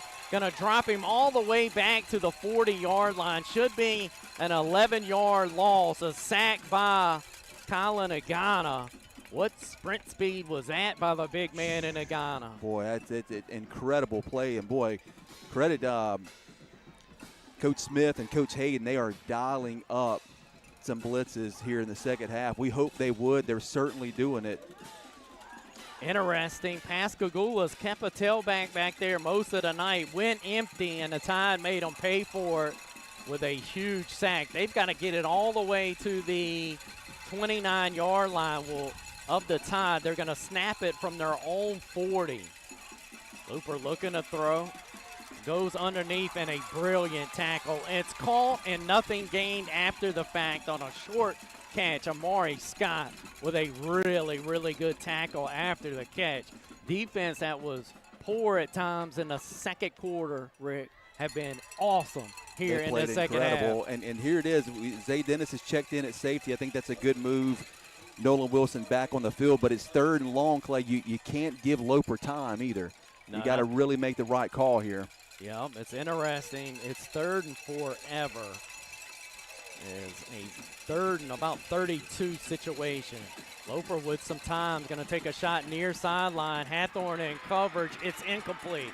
Hathorn able to pluck it away at the 31 at the last second. That's good on good there, my friend. That was Talon Wilson against our Jamari Hathorn, and Hathorn won, able to just get it away. Excuse me, that was Nunnery. Nunnery with the incomplete pass at the 31. Loper gave him a chance. He just couldn't squeeze it. Good coverage by Jamari Hathorn. Yeah, we'll see what they do here, Clay, on it's 4th and somewhere around Moss Point. It looks like they're set up to go for it. Got to with 1:30 left. Don't think they'll get the ball back against the Tide, but it's 4th and 32 yards to go. Loper going to take a shot down the middle. It is picked off. Jordan Hathorn going to go get the pick, as Jordan Hathorn going to pick that one off. Great job by Jordan Hathorn. That's his 2nd pick of the season, playing a deep center field safety. Rick adjusted for the football and made the catch. Tide will take over after the pick at about the 13-yard line to try to seal this deal. Yep, the law firm of Hawthorne and Hawthorne, each with an interception tonight. Jordan and Jamari cousins, and have made big play after big play in this 2025 edition of Maroon Tide. They have a heavy stamp on it so far. Tide trying to go all-important 1-0 in district play. Lead this one 38-34. 1:23 left. Just get down. Yep, will. At the 16-yard line. Didn't need the back to get out of bounds, and a heady play to get down. Zay Dennis, a football guy, knew I'm not stopping this clock by getting out of bounds. Just kind of gave himself up after a 2-yard gain. 2nd and 8. Under a minute left in this one, Rick. What a ball game this has been. Tide. Boy, what a second half shutout. Didn't allow a single point here in this second half. Back-to-back ball games have thrown shutouts after the break. 36 seconds when the Tide snap it. Dennis is looking for a place to lay down and will at about the 15. Gonna burn a timeout, will Pascagoula. But Rick, Ty Keys got all he wanted a couple weeks ago in the first half. Then Picayune able to turn Poplarville over 3 times. Win that ball game because of a shutout defensive performance. Pascagoula back and forth up and down this field in the first half, and the Tide have shut them down in this second half. Yeah, the Maroon Tide back-to-back weeks with 3 turnovers, 2 in the second half. You had the sack fumble forced by Nolan Wilson and the interception by Hawthorne. Moto had one in the first half, but boy, what looked like it was going to be a 70-69 game, Clay. Defenses showed up, and what a change here in the second half. Edgar Cruz with a long field goal, only point scored. That's been it. After a 35-34 first half. Tide trying to seal it and win this one 38-34. There's 31 seconds left. Tide facing a 3rd and 9. Back at its 15-yard line. They're going to do a no-no here. Got a guy in motion that couldn't. And so a turning up really right there, I believe, is what they're going to get Jordan Hathorn called for. Junior James will run over, get the play from the brain trust of Cody Stogner and Adam Feely after it's backed up to the 10-yard line. They're showing 4th down here. That certainly should be 3rd down by the chain gang. Don't need that kind of silliness. They'll get that fixed. And boy, you got to be careful here. 31 seconds left and 3rd down, but man, you're backed up pretty deep. You got ball security and don't do anything silly. Here is the give off the right side. Couple yard pickup up to the 12. There's that last timeout, I believe, for the Panthers. And you talk about nothing silly, Rick. This is going to be the silly part, right? You're going to have to punt it away as it is 4th down. And you're going to be standing with your toenails about the 2-yard line, if not the goal line. And you're going to be asking a sophomore just to get it off his foot.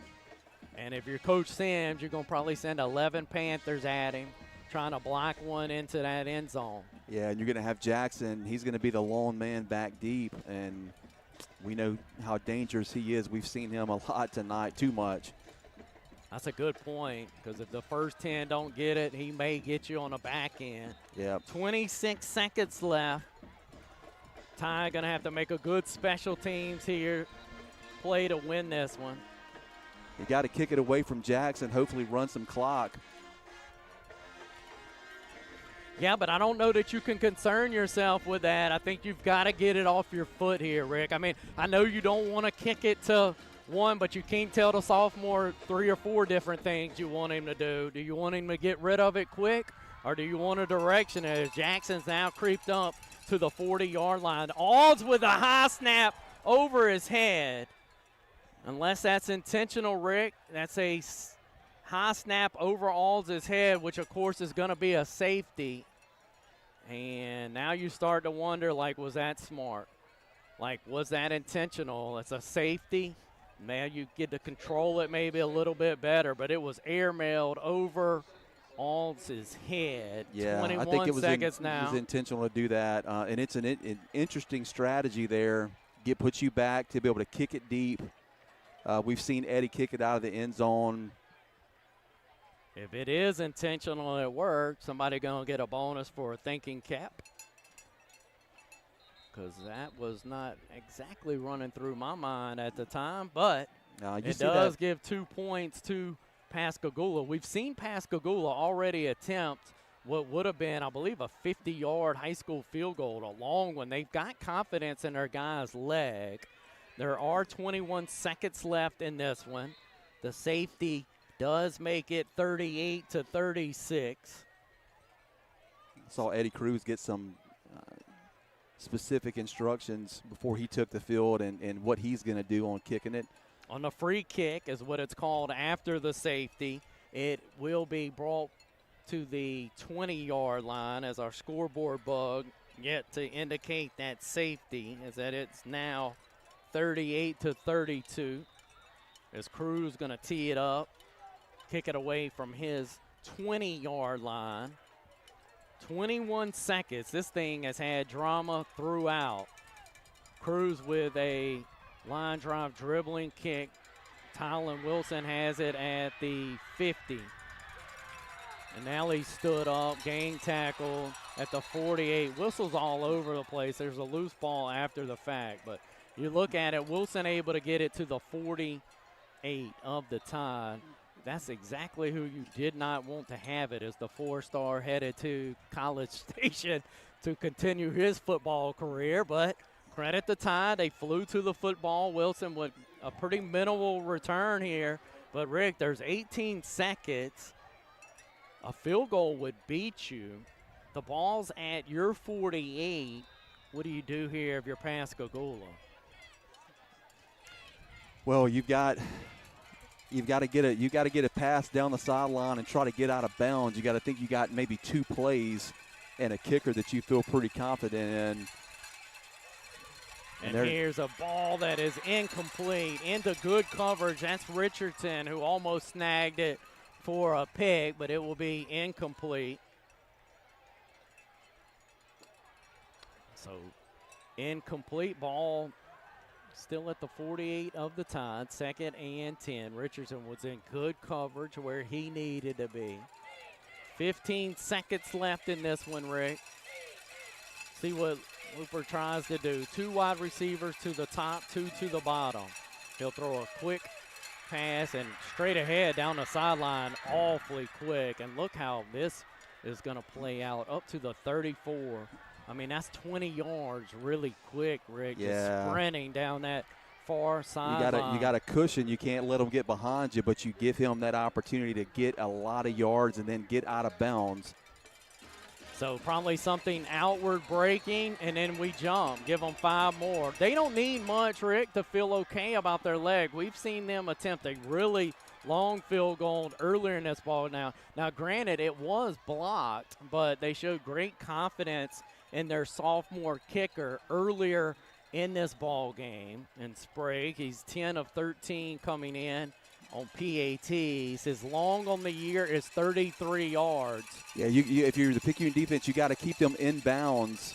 The clock will run as soon as they spot it. That's your best bet for Picayune defenders. Pump fake and a throw to the end zone. Good coverage, incomplete. 3 seconds remain.